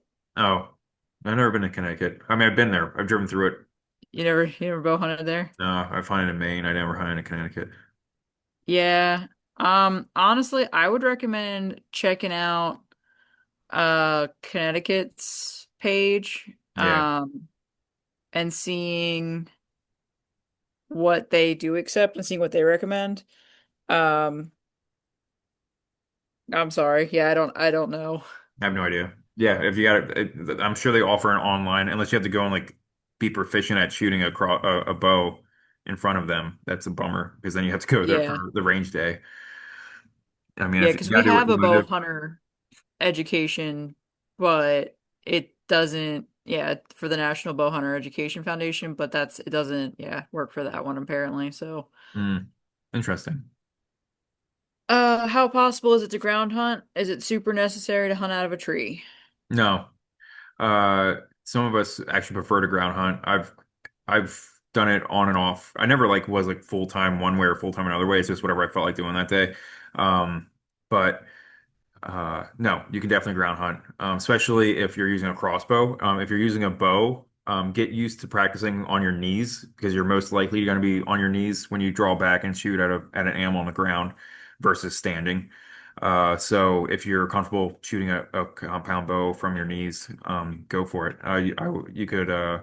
You can easily still hunt and walk through woods especially on a windy day. I did a spot and stalk a couple years ago now where I saw two doe feeding on a top of a ridge, and the wind was blowing in my direction, and it was fairly strong, like 10 to 15-mile-an-hour winds, and it was straight at me. And I was able to sneak from tree to tree, and I thought I dropped down off a ridge, popped back up, and they never really moved, and I was able to work my way over to them. I've also I got two deer in a half hour one time because I was with a buddy, and it was his dumb idea to shoot the one that came after the doe, but it was actually muzzleloader season, and we were wearing bright orange. We were sitting with our backs against a tree with a crossbow, and a doe came walking down. I shot her, and then a spike came after that. It was December, so it was the end of the year. I hadn't harvested anything yet, and a spike came down after her, and I shot him with my either sex tag. And so I shot two deer in a half hour on the ground wearing bright orange. So it's definitely doable. Um, you do not need to be in a tree. When Any other hunting deer in questions? public areas, oh, hang on. Yep. You thought we were at the end. No, questions are good. Yeah, no, questions are good. When we were hunting deer in public areas, do they have hunting stands, tree stands, etc.? Yeah, you usually have to bring your own equipment, You gotta bring your own equipment. Yeah, there's never and a we lot of places you have to take it out with you the same day. You got to bring it in and take it out. So, yeah. And we go over stands in 102, like climbing stands, hang and hunt systems, saddles, blinds and things like that, and ladder stands, and the pros and cons of each. But yeah, we've talked about it as a program because there are some sites that you can leave stands out all year, and we've talked about as a program if we put stands out for people, like if we um s- scouted an area, found spots, put them out there. Didn't tell the public where they were, but told specific people where they were. And then if those specific people who are our mentees would go out and use them. We did that one year. No one went out. The people we told were scared were heights, so they didn't go. They were ladder stands, and they were never used. So we hadn't done that since then, but we are willing to do that again, I think. So we'll see if we get around to doing that. But we'd be the only program that I would know that would put a stand out and tell people where to go that didn't own them already. Mike does have a good point. There are some sites that do require you to have a tree stand and you're not allowed to hunt from the ground. Usually there's sites with like bogs or like they're trying to protect something. Oh yeah, I that's like think Chain of Lakes. I think yeah, like I think marine oh Moraine Hill. Yeah, Moraine Hill. That's hills, what it yep. was. Yep, I swear I There's a apologize. couple. Yep, there are a couple of those. So again, just always check your site regs because there's Yep. some weird stuff. They're always going to be more restrictive than the general rules. Yeah. So just check. Yeah, Moraine Hills, you have like a certain area, even with archery season, like you have a spot that you go and you're allowed That's to the hunt that archery one spot. with a permit. Yeah. So So it's completely different. yeah, not does not require tree stands for archery, but do for gun season. Yeah, they've got specific things, and Volobog and stuff. So yeah, they're one that's got a lot of weird stuff for deer. So Yeah. The farther north you go, the more restrictive stuff's going to be. The population's too high and the areas are too small. I think the disabled handicap hunts provide ground lines, but yep, you Yeah. probably do have to. Yep. And they also, there's some states that provide duck blinds. I mean, there are some blinds there, but not, just not deer unless they're handicapped and stuff like that. Yep. Do you guys know when they would pick people selected for hunting? Um, For what? oh man, hang on. I got a whole Sorry. bunch of questions at once. Like Uh, 59 question. Wow. All right, keep going. that's why I'm like, oh, hang on, it keeps messing up. Do you know when they would pick for the people selected hunting in Marine Hills? Sometime soon, I would think, because archery is gonna open soon-ish. Um, I know it closed because we had a workshop up there recently, so I would think in the near future. Okay. Mike's saying But you they can got the always dates already. call the site super. Mike is saying In that they got terms, the dates already, probably. yeah, Yeah, usually when those close, it's within that the next week that people find out about stuff normally. yeah. And then when you in terms of who the conservation officer is, whenever you go to the site directory, um, and go to like any site page, you click at the top, it's like site super, wildlife biologist, and conservation officer. All of the wildlife biologists and conservation officers link you to the same pages. And literally you just have to scroll down till you find the county. And if you're lucky, there's like three. If you're not, there's one. If you're really unlucky, there's none. But most counties, you might have to go for the region. Let me find that link and I'll send it to you. Sure. I got another question about if you get a deer that's like 3 miles away from a truck, what would you suggest you do? Yeah, so when I got those two deer, they were a mile away from the truck. So it was like a mile back to the car, and then a mile back for one deer, and then a mile back to the truck, and then a mile back to the other deer, and a mile back. So it was 6 miles of walking. But you can quarter deer in Illinois. So if you can get familiar with how to quarter animals, you can quarter and backpack them out if you want to. But again, you can't leave anything. Like I think out west states, you can leave some stuff depending on the situation, for like elk and other big animals. But here you need to bring everything out besides the gut pile. So you can quarter it out. You may need I don't know the ins and outs of that wall. You may have to leave genitalia on the different quarters and the antlers on the you're definitely got to leave the antlers on the body, but you may need to leave genitalia on a quarter or something like that, so that way it's all like the same deer. Double check that, but you can quarter animals out. Or deer cart. Honestly, if you don't feel like quartering it out and backpacking it out, you can use a deer cart, and you get what you pay for in deer carts. They Yep. are very helpful, and they do a great job not just in making it easier to pull a deer out of the woods, but it also keeps the body elevated off the ground so that way you're not dragging it through a bunch of dirt and leaves and everything. And then I have one how to pick, I'm assuming like how to take a harvested animal out of a public area where other people are still hunting. Um, You just gotta do what you gotta do at that point. You do yeah, your you kind of best. won the prize. So Yeah, I mean that's just you what don't, public land is. yeah. If you see each other, you can try to use animal noises, like you can do like a caw type situation or like a whistle. Um, a lot of the public land, there's very little public land in Illinois that these deer aren't kind of habituated to humans being out there at some point of the year, be it horseback riders or other people out on hikes. So you're not going to blow your whole setup out just by talking to someone for like 5 minutes. Oh no, I think they literally mean you have a deer on the ground. How do you get it out without blowing out other people? That's what I'm saying. Like, you're not Oh, going to ruin yeah. someone's hunt that badly. Like, they're used to Yeah. people moving around. Like, Yeah, like um, you're gonna have and you gotta do what you gotta do. Like you got that deer. yeah. So, what I'm saying is, in general, if you're out on public land and you bump into another hunter, they may whistle at you, give a wave, or just visual. You don't have to walk up to them. Like, if I see a guy in a tree stand or girl in a tree stand and they give me a whistle, or I see a wave and I see movement, and then I'll give them a head nod to let them know that I see them, and then I will try to stay out of their zone as much as I will visibly try to. I'll either turn if the trail I'm on goes right past them, I'll turn around and try to go hunt somewhere else, or I'll make a very wide berth so that way I don't blow their spot out.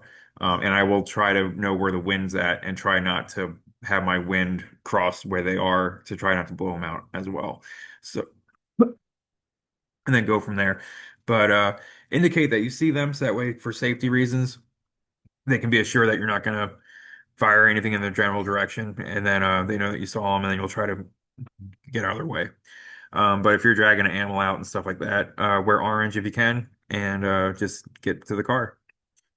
We also have a question about deer drag sleds, the orange ones, the thick plastic material that rolls up. I Yeah. haven't tried those, but I can tell you as soon as you hit a hill, like I know Illinois doesn't have a lot of hills, but I feel like the cart is going to be worth it. Like as soon as you hit any Yeah, kind of terrain, you're yeah. going to want a cart. The sled is better than dragging on the ground. The hard like sled like that you almost would be able to sled down a hill with, hard sled is probably better than the cheap, Roll up. not it's not cheap, but like the lightweight roll material that you're referring to. And then the cart is better than that. And then the four-wheeler and side by side are better than the cart. So that's your hierarchy of deer retrieval mechanisms. But if that's, I mean, if that's what you can afford right now and like that's what'll fit in your car, like go for it. Mhm. You can find carts sometimes on Facebook Marketplace and stuff. Same thing with deer blinds. Um, we just picked one up tonight. I sent my husband to go get a deer blind, so you can find stuff used. So I highly recommend. A lot of the equipment can be expensive, Yeah, so absolutely. Yeah, and it's also something you got to store at your house. So if you don't have a yep. garage, then Or shed or get the something. plastic thing. Well, I've had it out of a Ford Focus for years, and I did have a deer cart that I'd shove in the back seat of that thing, but I was a teenager and I didn't care. But if I had a nice car, I definitely wouldn't want to put a deer cart across my like BMW back seats. I tell you that much. So if that's the only vehicle you have, then yeah, go with the plastic roll-up thing. Well, and you got to be able to fit the deer or a cooler in the deer. Like you got to make it work. Yeah, that's what the trunk's for. Oh, somebody says they were hunting last year and another hunter wearing over-ear headphones walked right by me singing, ignoring my whistles. Am I right to assume that's bad manners? Like, yeah, that's pretty bad That's manners. about as bad as it gets. Yeah, That's the worst it could have been was if he went to the restroom near you as well. Like that's about as bad as it could have gotten. yeah. Um, yeah, that's horrible. They gotta know where they're at and what they're doing.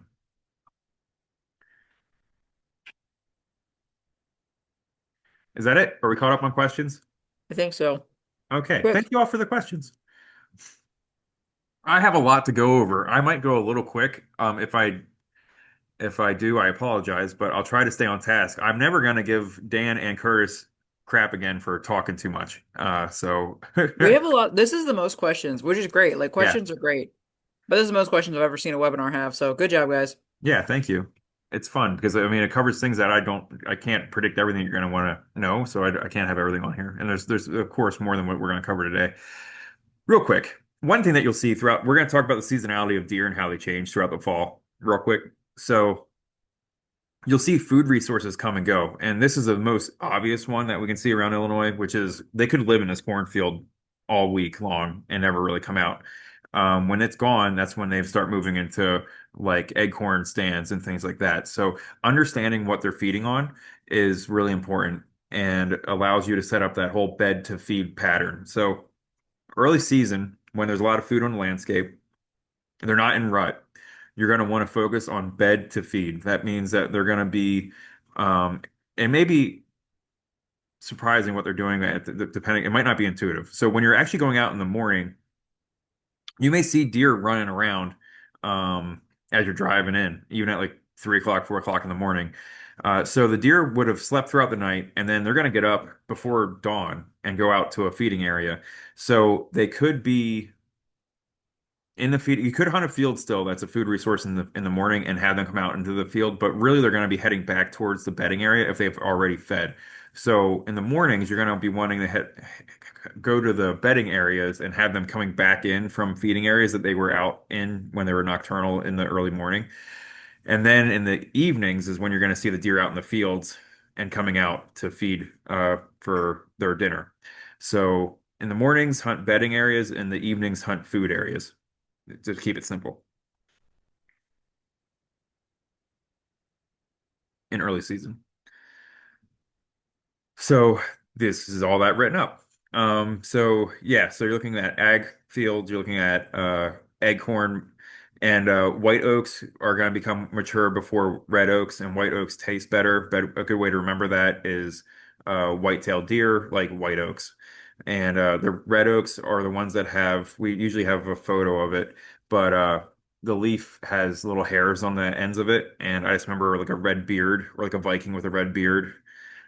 So red oaks, they don't taste as good. They have more tannins, and they last longer in the landscape. They don't go bad as fast as the white oaks. The white oaks kind of come and go pretty quickly, and they'll hit them fast and hard, and then they'll move off of them and move on to something else. And then when the red oaks taste better, they'll start eating on the red oaks. So it's good to know where those are in the landscape if you're hunting a certain area.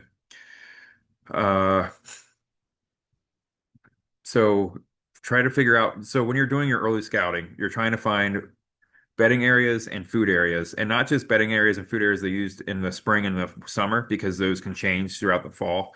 You're trying to look for those current food areas and the current bedding areas, depending on what the vegetation is doing. And we go over bedding in another webinar, usually tree stand placement or the bedding webinar, because there's a lot to go with deer bedding. Basically, bucks bed solo, and they need to be bedded in a strategic area that allows the wind to be in a direction where they can smell, where they can't see, and they can also like be looking over an area or have water to their backs, so that way they know nothing's coming behind them. They could be on a ridge where they know they're safe in one direction and have the wind blowing at their faces, that way they could smell what's coming and be safe somewhere else. There's also like thermal bedding where they're in the warm side of a hill or in a thicket when it's cold out. And then there's also the doe bedding, which is going to be like meerkats. So their safety's in numbers. They're always going to be in a group and they keep each other safe. So you might go into a newly cut field that has new thicket growing in from what used to be a forest or something like that. And we'll be in a thicket and you'll find like 6 or 7 beds right next to each other. And that's going to be a doe bedding area versus a buck bedding area where it's a single bed. Now, there may be a spot where there might be multiple beds in an area, but really it's the same deer just laying in different spots. Another way to tell that it's a buck bed is that the bucks tend to poop in their bed, whereas those don't poop in their beds. So if you find a bed that has poop in it, it's like a good chance that it was a male deer that did that. I don't know if it's a primal thing or like a like this is my bed thing, or if they're just lazy and they don't feel like moving. So I don't know, but they definitely poop in their beds more so than the does do. Uh, at this point of the year, trail cams can be helpful, but I again, if you're on private land, trail cam it up. That's awesome. You can get an idea of where the deers are coming or going and what part of day they're where they are, and then you can get where they're at during the daytime. If you find scrapes and rubs on the landscape, it's cool to put cameras around those areas, but at the same time realize that other hunters on public land are going to be finding that same sign and they're going to be putting cameras around those areas, or they're going to be stealing your camera that's around that area. So do that at your own risk, but use that information instead of just like willy-nilly putting cameras out. Do it in a way that you think of yourself as being a citizen scientist and you're studying deer right now, and track when you see deer, track the wind direction, track the temperature, track the time of day, build an Excel spreadsheet, be a nerd about it to get actual useful information about how the deer are using that landscape with that trail camera. You went through We all have that a trouble. webinar coming up all Yeah. about that in a couple weeks. Yep. So you've put all that time and money in putting these damn trail cameras out. Don't just willy-nilly use it unless you really just like seeing like raccoons and stuff and being like, oh, look at this cool possum. But anyway, uh, so yeah, so put all that together to help you understand how to hunt the system and not just the deer sign. So that way the idea is to try to find out where they're at during the daytime, not just at night, because a lot of trail camera photos are going to be at night. And so you want to be in the spots where they're at in the day. So now in the late October and early November, that's when you're going to start getting the first signs of pre-rut. And this is when bucks are going to start breaking up into their bachelor groups. Um, and their testosterone is going to start increasing, and they're going to start putting signs on a landscape. And those signs tend to be rubs and scrapes. Rubs are on trees, scrapes are on the ground. So rubs, when they rub their antlers on a tree, they actually have scent glands flipping everywhere. They have scent glands. This is a doe, but a buck would have a scent gland on this part of his leg, on both legs, and he'd pee down his leg and hit his tarsal gland and make scent that way. They also have scent glands on top of their head, and they also have scent glands between their toes, all of which they use to mark areas and to communicate to each other. So you'll have all this stuff popping up on the landscape. So when they're rubbing trees, they're not like just taking velvet off their antlers. They're rubbing their scent glands on the tree as well to mark their territory and things like that. And we'll talk about that in a second. If you're hunting does, you can focus on that transition area between bedding and food, as I've talked about before. So you want to hunt bucks, hunt areas where they're laying down sign. If you want to hunt and you want to hunt does, hunt bed to food patterns.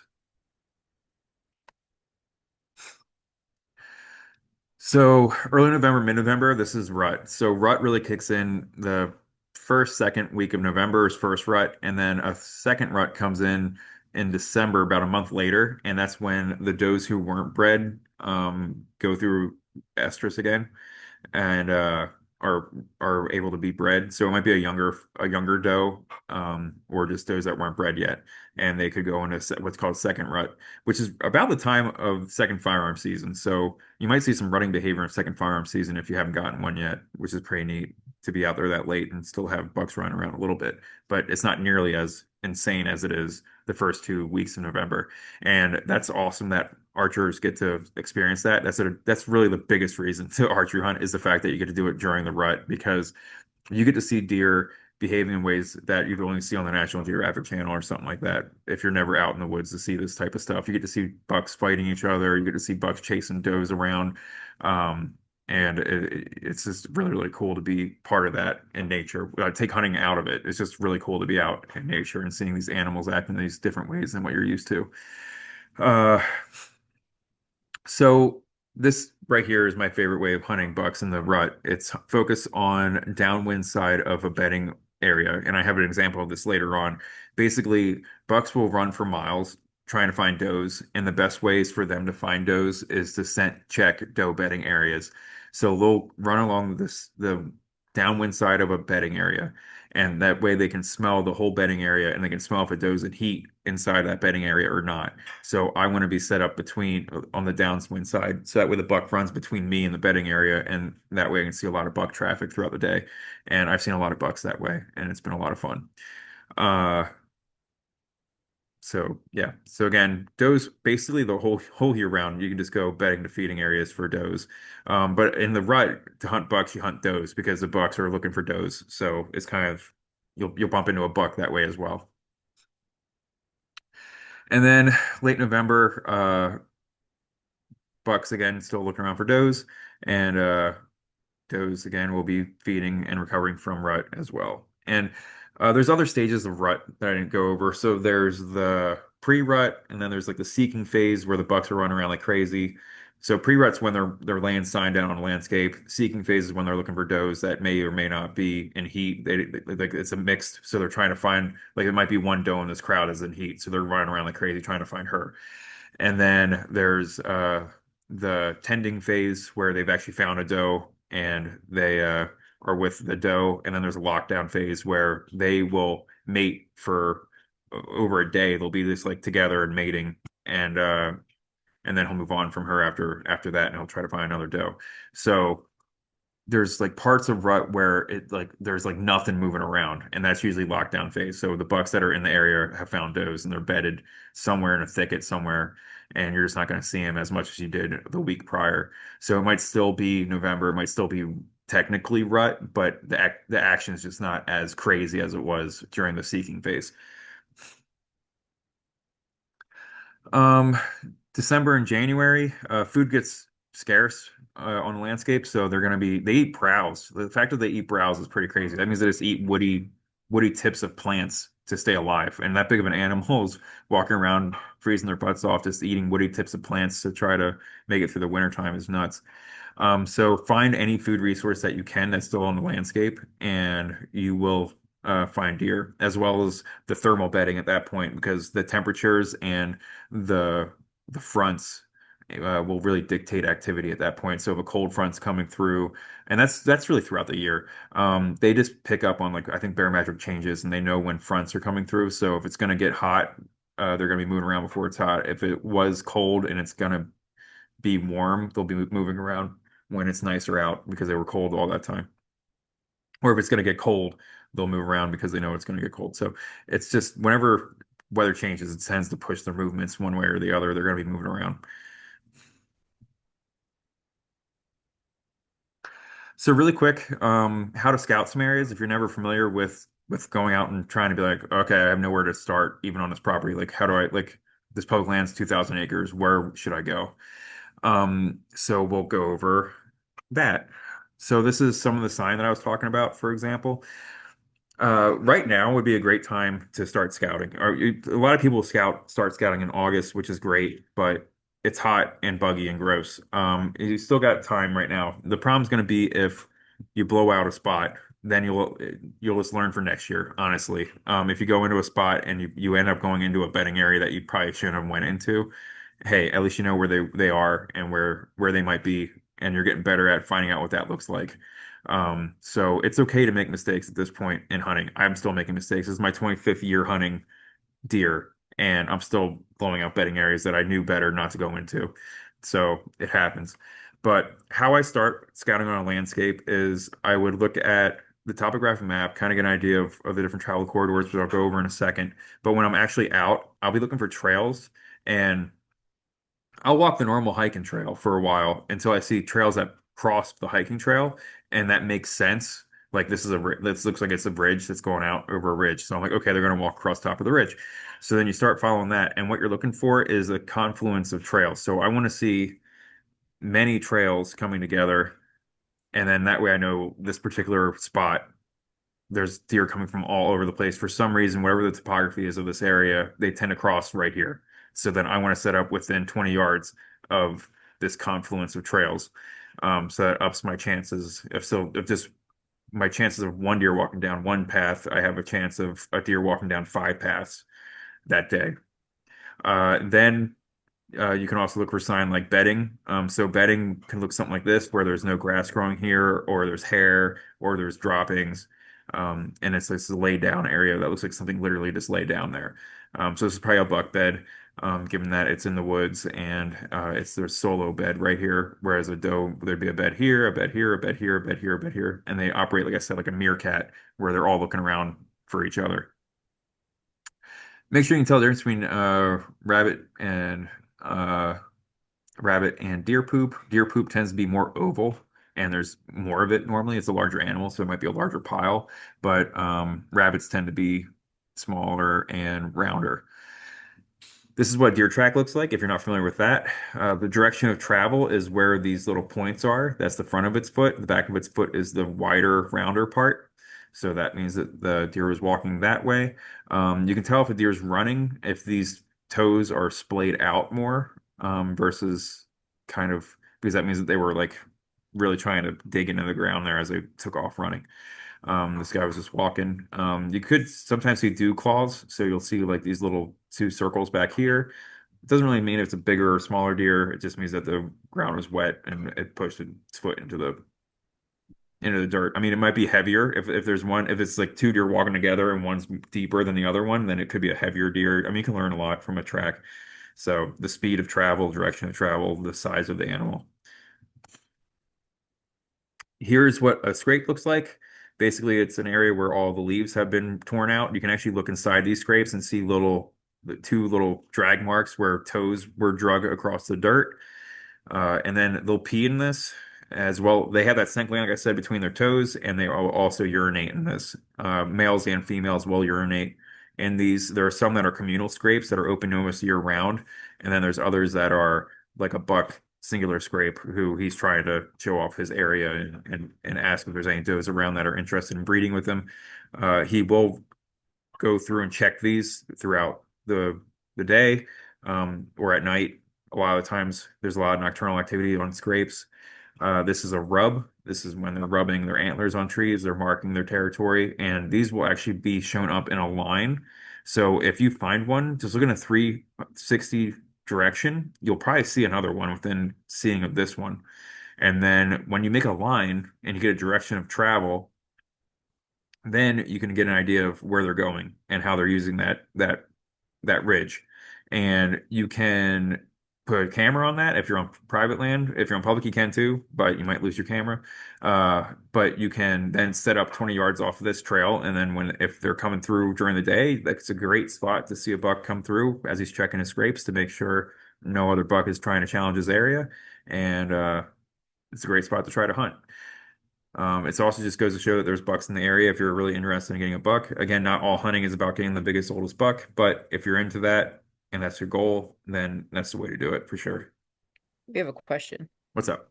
For scent, is it okay to walk on the game trail, or should we walk 5-ish feet to the side to not get our scent on the game trail? Sure. Uh, Depends on if you're hunting that day or not, or when, or how soon after that are you hunting and what part. Like if I'm out in August, I don't really care. If I'm going to go hunting, then yeah, I wouldn't try to walk on the game trail. I would try to find, once I find a spot to go hunt, I would try to keep my scent from crossing the path of deer on where they're coming from. Because I have had deer come from a direction that I didn't plan on them coming. And as soon as they hit the spot that I just walked through, they will literally stop dead in their tracks and turn around and go back the way they came because they know where they came from was safe and they smell something different in front of them. So they're like, we're not going that way. And they turn around and leave. So that's a great point. Be aware of your feet and where you're walking because it's not just about where you sit and where the wind blows your scent from where you're sitting, but it is also about your shoes and laying down scent. So yeah, I mean walking a little bit off the game trail is better than walking on it for sure, or walking in a completely different direction after you find a spot to hunt. But when it comes to scouting and just trying to find areas to set up, you're gonna get blown out or you're gonna lay down scent in areas that you wish you didn't, but it's not gonna be blown out forever. It's still worth following those game trails to try to find a spot to get set up later on, if that makes sense. Okay. All right, so talk about wind. This is just generally you want wind to be blowing in your face, and you want to be looking in the direction that you think deer are going to come. Deer do walk with wind at their back, and they do walk with wind in their face. They may walk with crosswind. They walk, so that's your three options. So either it's going to be blowing in their face, it's either going to be blowing behind at, it's going to be blowing with them, at them, or across them, right? And there's never a rule of thumb, but the best thing you can do is either be hunting with the wind in your face or with the crosswind from where you're, so the wind blowing from this way or the wind blowing north or south. So either a east wind or a north or south wind. So that way, the worst wind you could ever have is a west wind if you're trying to hunt these deer, right? So any deer that's behind you is going to not come normally. I mean, there might be, it might have a stuffed up nose that day for some flipping reason, and they end up walking in from behind you and they didn't smell you somehow, and then you got a shot anyway. That's great. But normally, rule of thumb, this guy's not coming. These guys might. So this would be an example of hunting like a crosswind. So say this is a bedding area. Don't sit right here if the wind is blowing this way. Instead, look at the travel corridors coming off of this peninsula here. That's like a sanctuary, I would call it. And then wait for them to come and come this way. So at this point, they'll never be on the west side of this hunter. If they are, he might get busted if they come out. But maybe there's like a fallen down tree or something there that's going to funnel them in front of him here. So all about archery hunting is getting, and hunting in general, is getting deer within range of whatever you're hunting with. So technically archery hunting is the one that you really consider this. So this way, if they came up and walked out across here into this land bridge and across here for some reason, you'd be set up to where it would be a crosswind and they wouldn't smell you. This is another good example. I would sit at this spot if the wind was blowing from the west, but not from the east. I would expect them to come over here and come to these acorns. So here is another land bridge that people are gonna, a travel corridor that people are gonna wanna, deer are gonna wanna walk down, and come to eat the acorns. And this just to remind you that, playing the wind is crucial. And if the wind was a bad wind that day, I wouldn't sit there. And if you have land that's large enough or that has enough variety in it that allows you to have multiple spots, then I would suggest you hunt those spots uh, where the wind is in your favor. So instead, I would go back on a day where the wind's blowing this way. I would probably walk in all the way up here and try to get in through the top this way and set up here so that way my wind's never blowing across. I wouldn't come in if this is like the only parking lot down here. I wouldn't come all the way across this field or even like up the side here to go hunt this area because my wind's going to be blowing into that peninsula there. Instead, uh, I would come in from the top and try to hunt this way, right? So it's a fun game to look at. And every day that you go out into the woods, you should check the wind direction.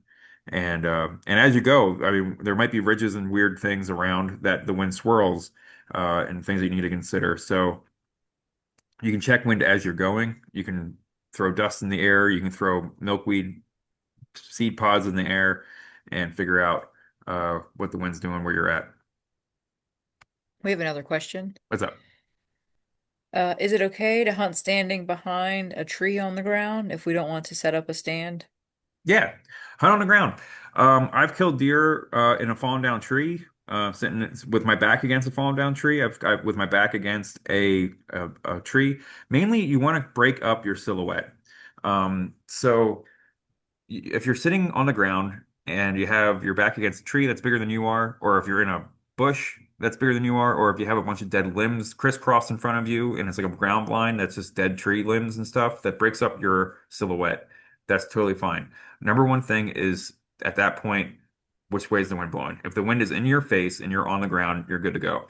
And having a tree in front of you, if you're expecting, um, if you're looking at a deer trail and you have, especially if you have a compound bow, the best way to hunt, I think, would be to have trees in front of you between you and the deer trail. So that way, when the deer gets behind those trees, because their vision is so good and their field of vision is so large that you moving on the ground uh, is going to be seen by them. The best way for them to not see you is to have something blocking their vision. And what that could be is a tree. So instead of sitting in front of a tree, maybe you find a cluster of trees that you can put your back against one or be in a bush or something where it's breaking up your silhouette and then also have a tree in front of you so that way when that deer walks in front behind that tree you can draw your bow back and be ready when it comes out on the other side to take your shot.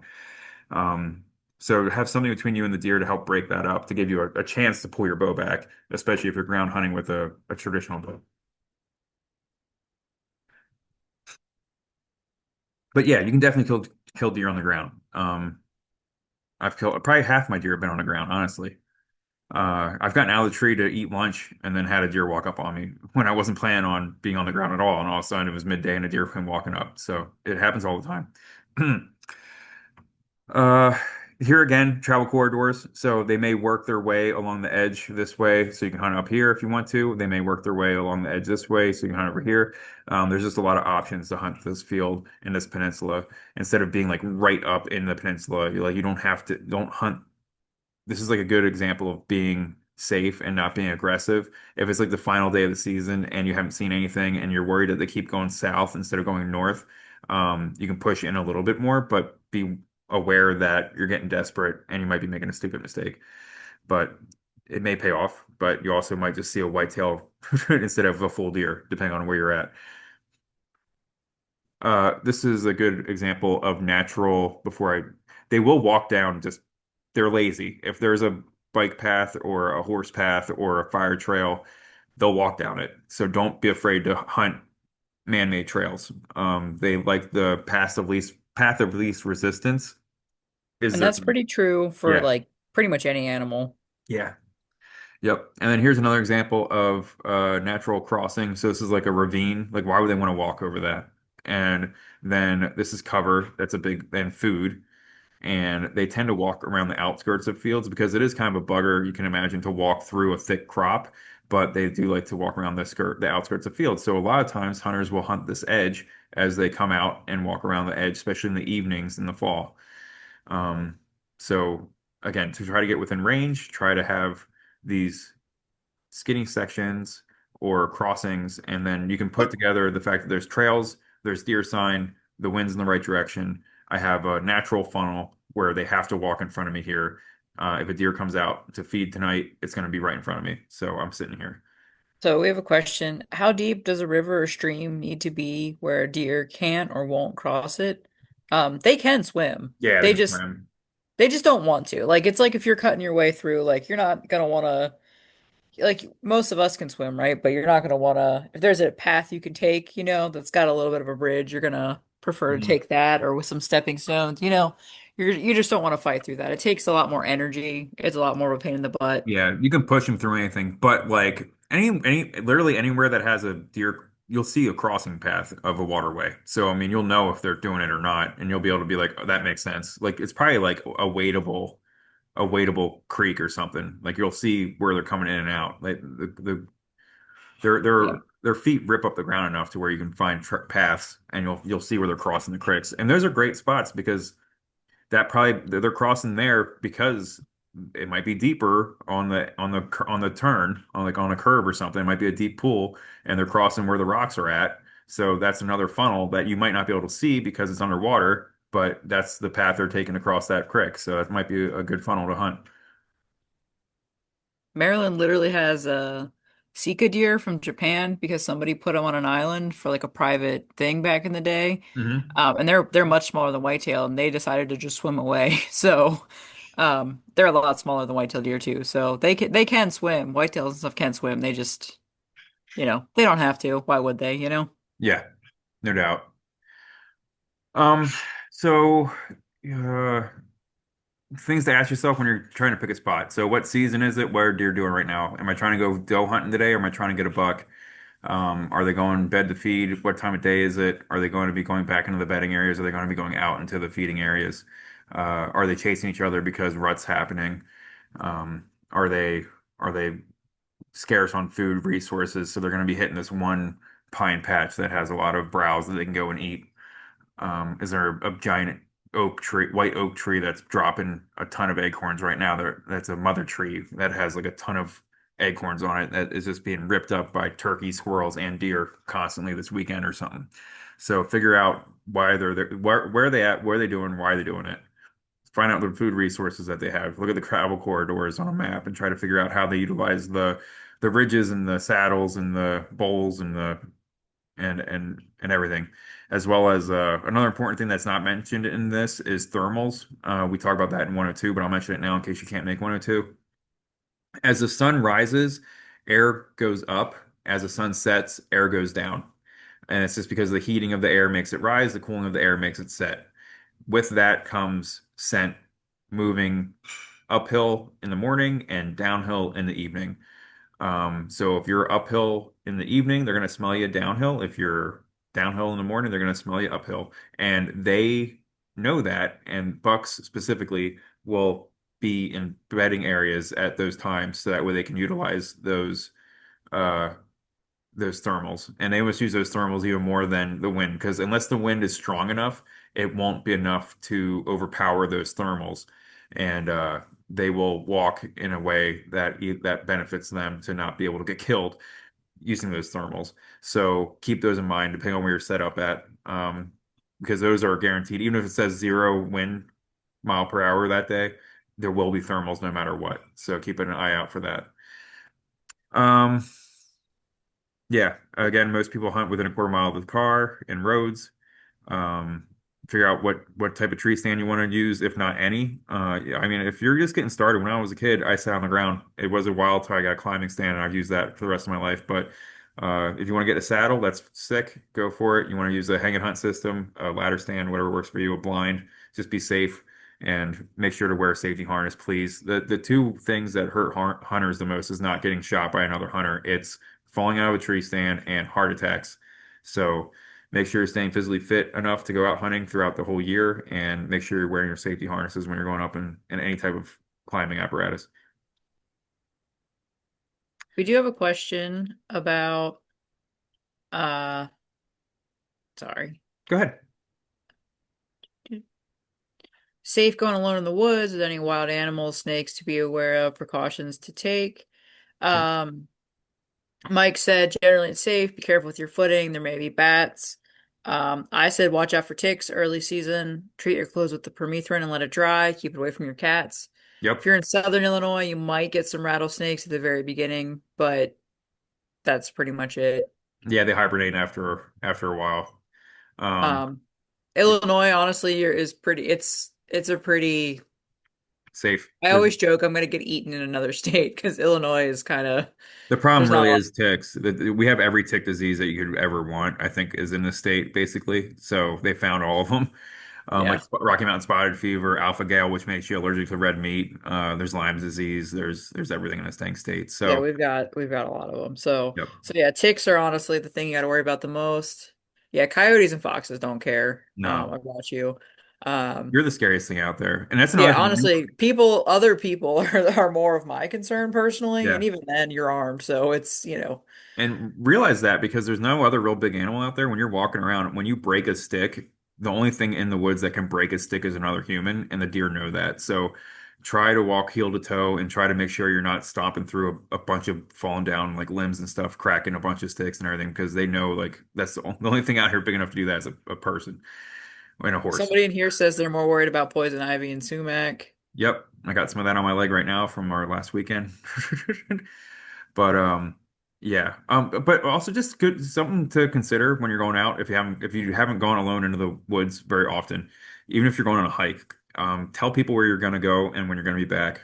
Hmm. And I tell my wife and I tell a friend who knows where I'm going because my wife doesn't know all my hunting spots, but she knows like the general parking lot I might be in. But on top of that, I'll be like, "Hey, tell Ed we're at that. I'm gonna be hunting that one tree. We saw that buck that one time, you know." And but Ed knows exactly what I'm talking about. She's like, "Okay," and then I'll even text Ed just to make sure. I'm like, "Hey, I'm going and I'm sitting in that one hedgerow by that one crossing," and then he'll know where And I'm at. you can say, I think with Huntstand and Onyx, I think for both you can mark things and share it. So Yeah, even if like your spouse, partner, your mom, your kids, whatever, even if they don't hunt, it might be worth them having an account just so you can share that information. or just Google Um, Maps. Yeah, just Google Map a point and send it to a loved one. Yep. And also save your Google Map offline. Um, because a lot of times you can get in, but certain spots in Illinois have really crappy cell service. So once you get in, it's harder to get out. If you're not good at remembering that. So it makes life a little easier, especially if you're tired and it's dark and you've got something in the back of your truck, or car, I need to go process. It just makes life a little bit easier. No doubt. But yeah, always tell somebody where you're going and what time you expect to be back. Mhm. And then even if you have sometimes like if I get a deer, um, I'll mark all I need to mark. We'll go over that in 102 of after the shot and blood trailing and all that. But if I know I'm going to be several hours now to like get it out and everything else, if I do go back to the car to get the deer cart, I'll drive back to the gas station where I have signal and call my wife and let her know I'm like, hey, I got a deer, I got to go back and go get it, and Hmm. maybe I'll even call Buddy to help me come get it too if they're around. So just to give, Mike has a good tip too to practice. Go to YouTube, listen to the sounds different animals make in the dark, and yeah, learn about them so you don't freak out. Bobcats are one that are notorious, and foxes yeah, too, they have all kinds of vocalizations. that sound like screaming women. Like if you don't know Yeah. what they sound like, they're gonna freak you out. Yep, and owls Um, and things. Yeah, that's really a good point. That's funny. Mike said the first time he heard a grouse drumming, he almost took off. Yeah, yeah, you'll hear a weird subwoofing sound and not know what the heck that is. That's a good point. Dean asked regarding preparing a spot for hunting, any advice for setting up a ground blind on a hill? He says, my cam there Mm, gets a deer 2 to 3 days, but there's a decent incline. man, I've never done that, but I could see the difficulty in that.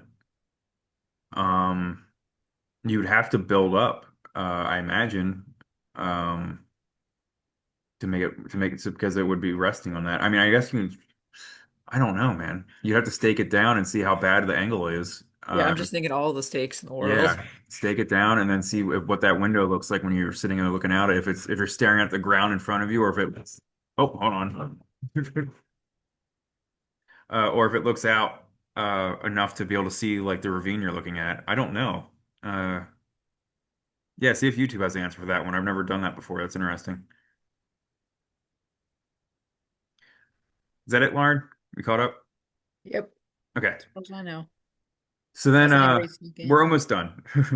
Maybe another 15 minutes, probably less, depending on how many questions we get, which is totally fine. You guys, we'll be here and answer your questions if you got them. But yeah, so there's pre-season scouting. That's going to be like in August, July, even in all year round if you really, really want to. And then winter scouting is great after the season because then you get to see, especially if it snows, you can see how animals are using the landscape more than you ever would during this drought we're in right now because there's no sign out right now at all because there's no there's no mud for the animals to be walking in if even lay down tracks.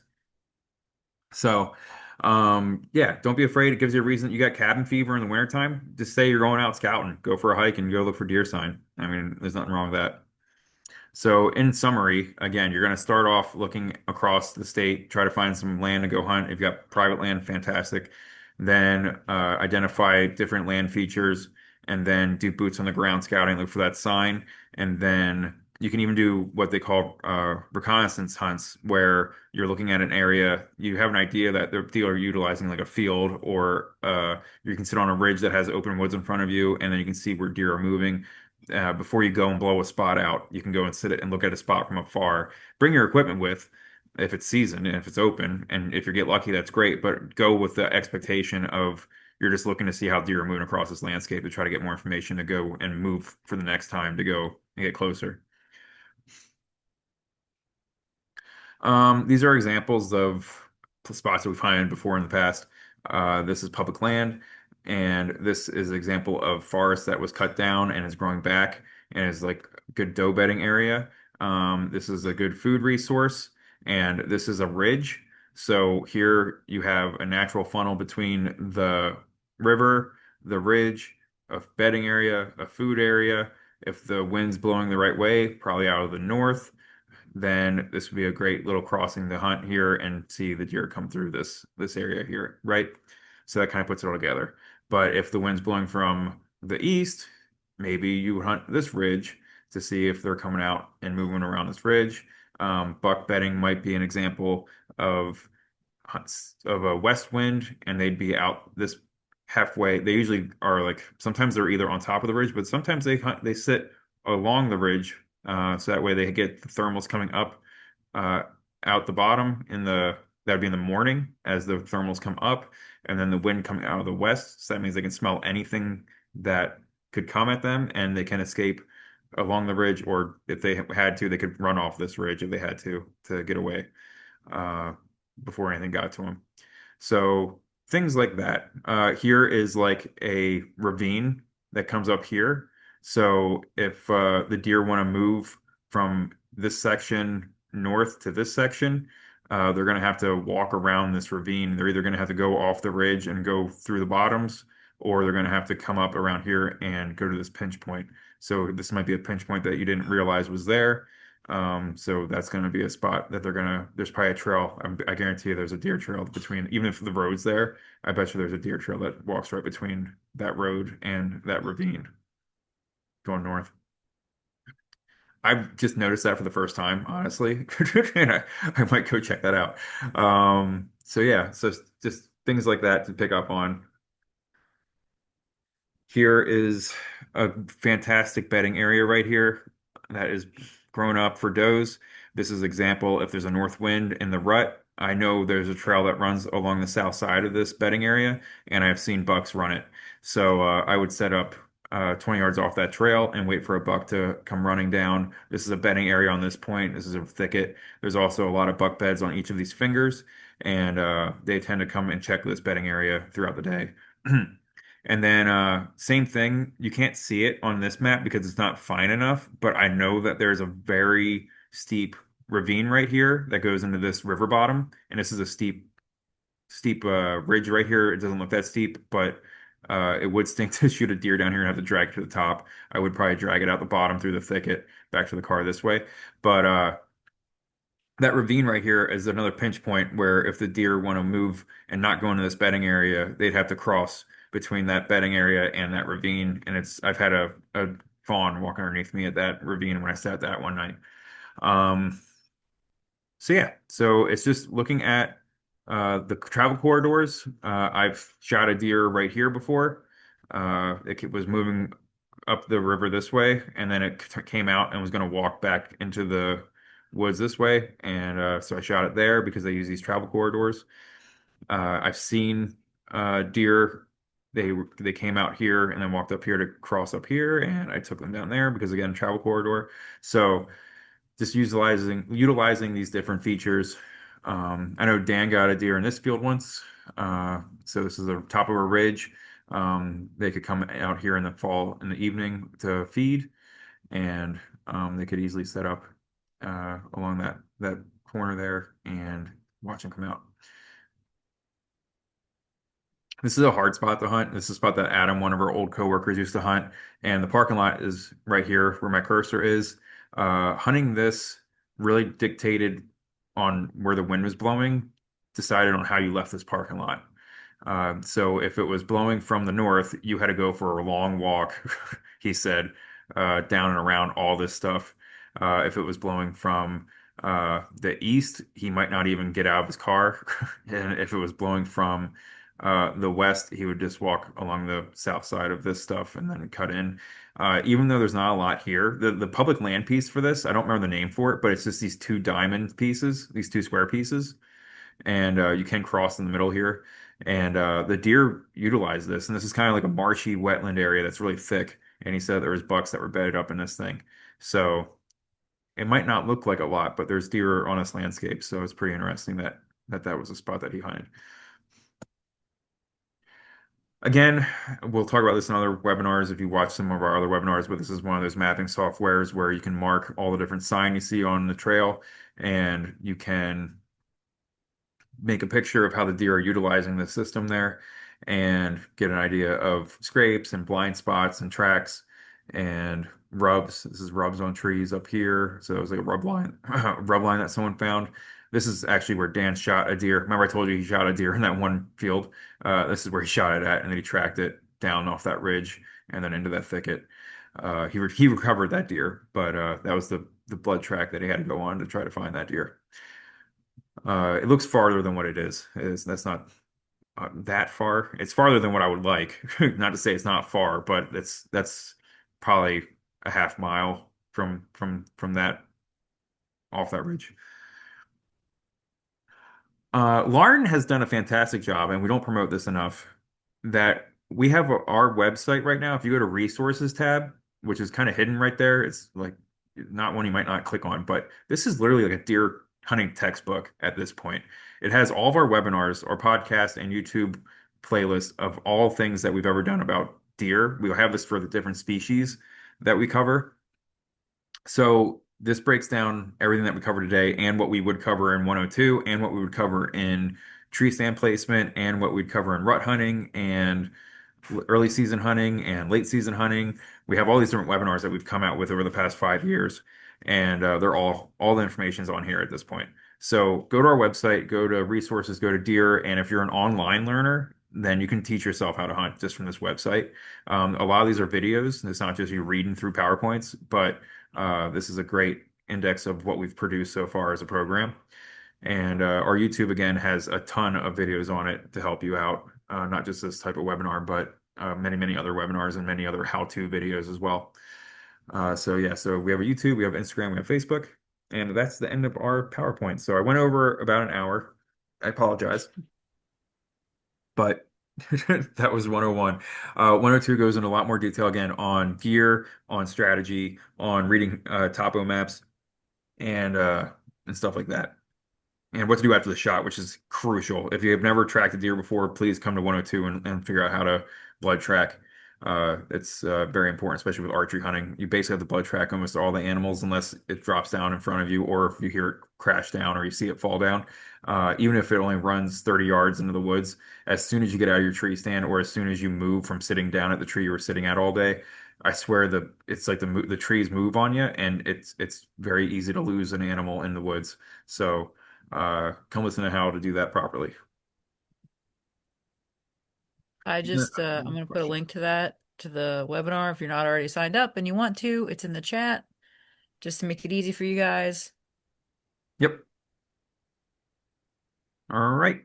Any other questions? If not, you can reach out to us if you think of something later on. We'll be happy to help you. We gotta thank you so much for our work and answering our questions. No worries. We like questions. Yeah. It makes it longer, but it's a lot easier to understand what people are interested in and struggling with. Because like we know it's overwhelming. Like it's a lot. I always feel bad when people email us and like, we want to learn how to start like hunting deer. Where do I begin? And I'm just like, oh, here's all the information. Hmm. Yeah. I mean, I'm still trying new things out. When I grew up hunting, I grew up on hunting a friend's property that was like 10 minutes down the road, and I hunted a tree stand that grew into a tree. That's how good of a tree stand that was, but it was also like I didn't have to think that hard about it. Now I'm hunting these public land pieces that are 2,000 acres, and you're able to read a map and read the wind and look at the food resources. And last year I didn't get a deer, but I hunted 5 different times during rut during that second week of November, and I picked 5 different spots that I never hunted before, and I saw 5 mature bucks. And that was a huge success for me personally, to put all of it together and to get out and see these animals. None of them were within range. One was, but there was too many bushes and things in the way. I wasn't comfortable taking a shot. But that guy got within 13 yards of me, and I was in a tree stand, but I still didn't shoot him because he was moving pretty fast. But uh, yeah, You saw some beautiful, was that coyotes? Was that turkey hunting or was that deer hunting? Didn't you see some cool coyotes this year too, or recently too? I saw a coyote every time I went out last year, and I'm Yeah, not same. I'm not one to shoot coyotes. I get if you do, that's totally fine. I get it. I just like dogs too much. I totally, I'm not against shooting coyotes. This is not something I'm into. But I saw huge coyotes out there. I almost got ran over by. I had 3 run up on the ridge I was on, and I thought they're going to run up the ramp. It was kind of like a natural ramp down to the bottom of this really deep ravine, and I thought they're going to run straight at me. I just heard like leaves moving, and all of a sudden they ran up to the one next to me, and that was the first time I was ever going to shoot them because it was the second firearm season last year. If anyone else went out, the wind chill was -15, and I thought its pelt would be like super lush and like it was. I'm like if like I'm like I'm in December now. If I'm gonna shoot a coyote, now would be the time to get a good coyote pelt. So I almost shot that one, but then he ran off before I got shot off. So you see some cool stuff. So Yeah, it was crazy. I had a bird land on my gun barrel during turkey season. That was cool. I had a little Tweety bird land on my gun barrel. I was just sitting still on the edge of a field and I had a bird land on me. you had that too when you were mentoring Jacob with the Shawnee. You've had that Yeah, happen twice now. yeah, yep. All right. Well, we're not getting any other questions. We're getting a lot of thank you. So yeah, no, thank you guys for asking again. Yeah, thanks for asking questions. It makes us realize maybe what we could add in to help answer those questions beforehand, or this just gives us something else to talk about. It's fun. All right. With that, I think we're good. See you all next time. Good luck this season. Yeah, thanks everybody. Mhm.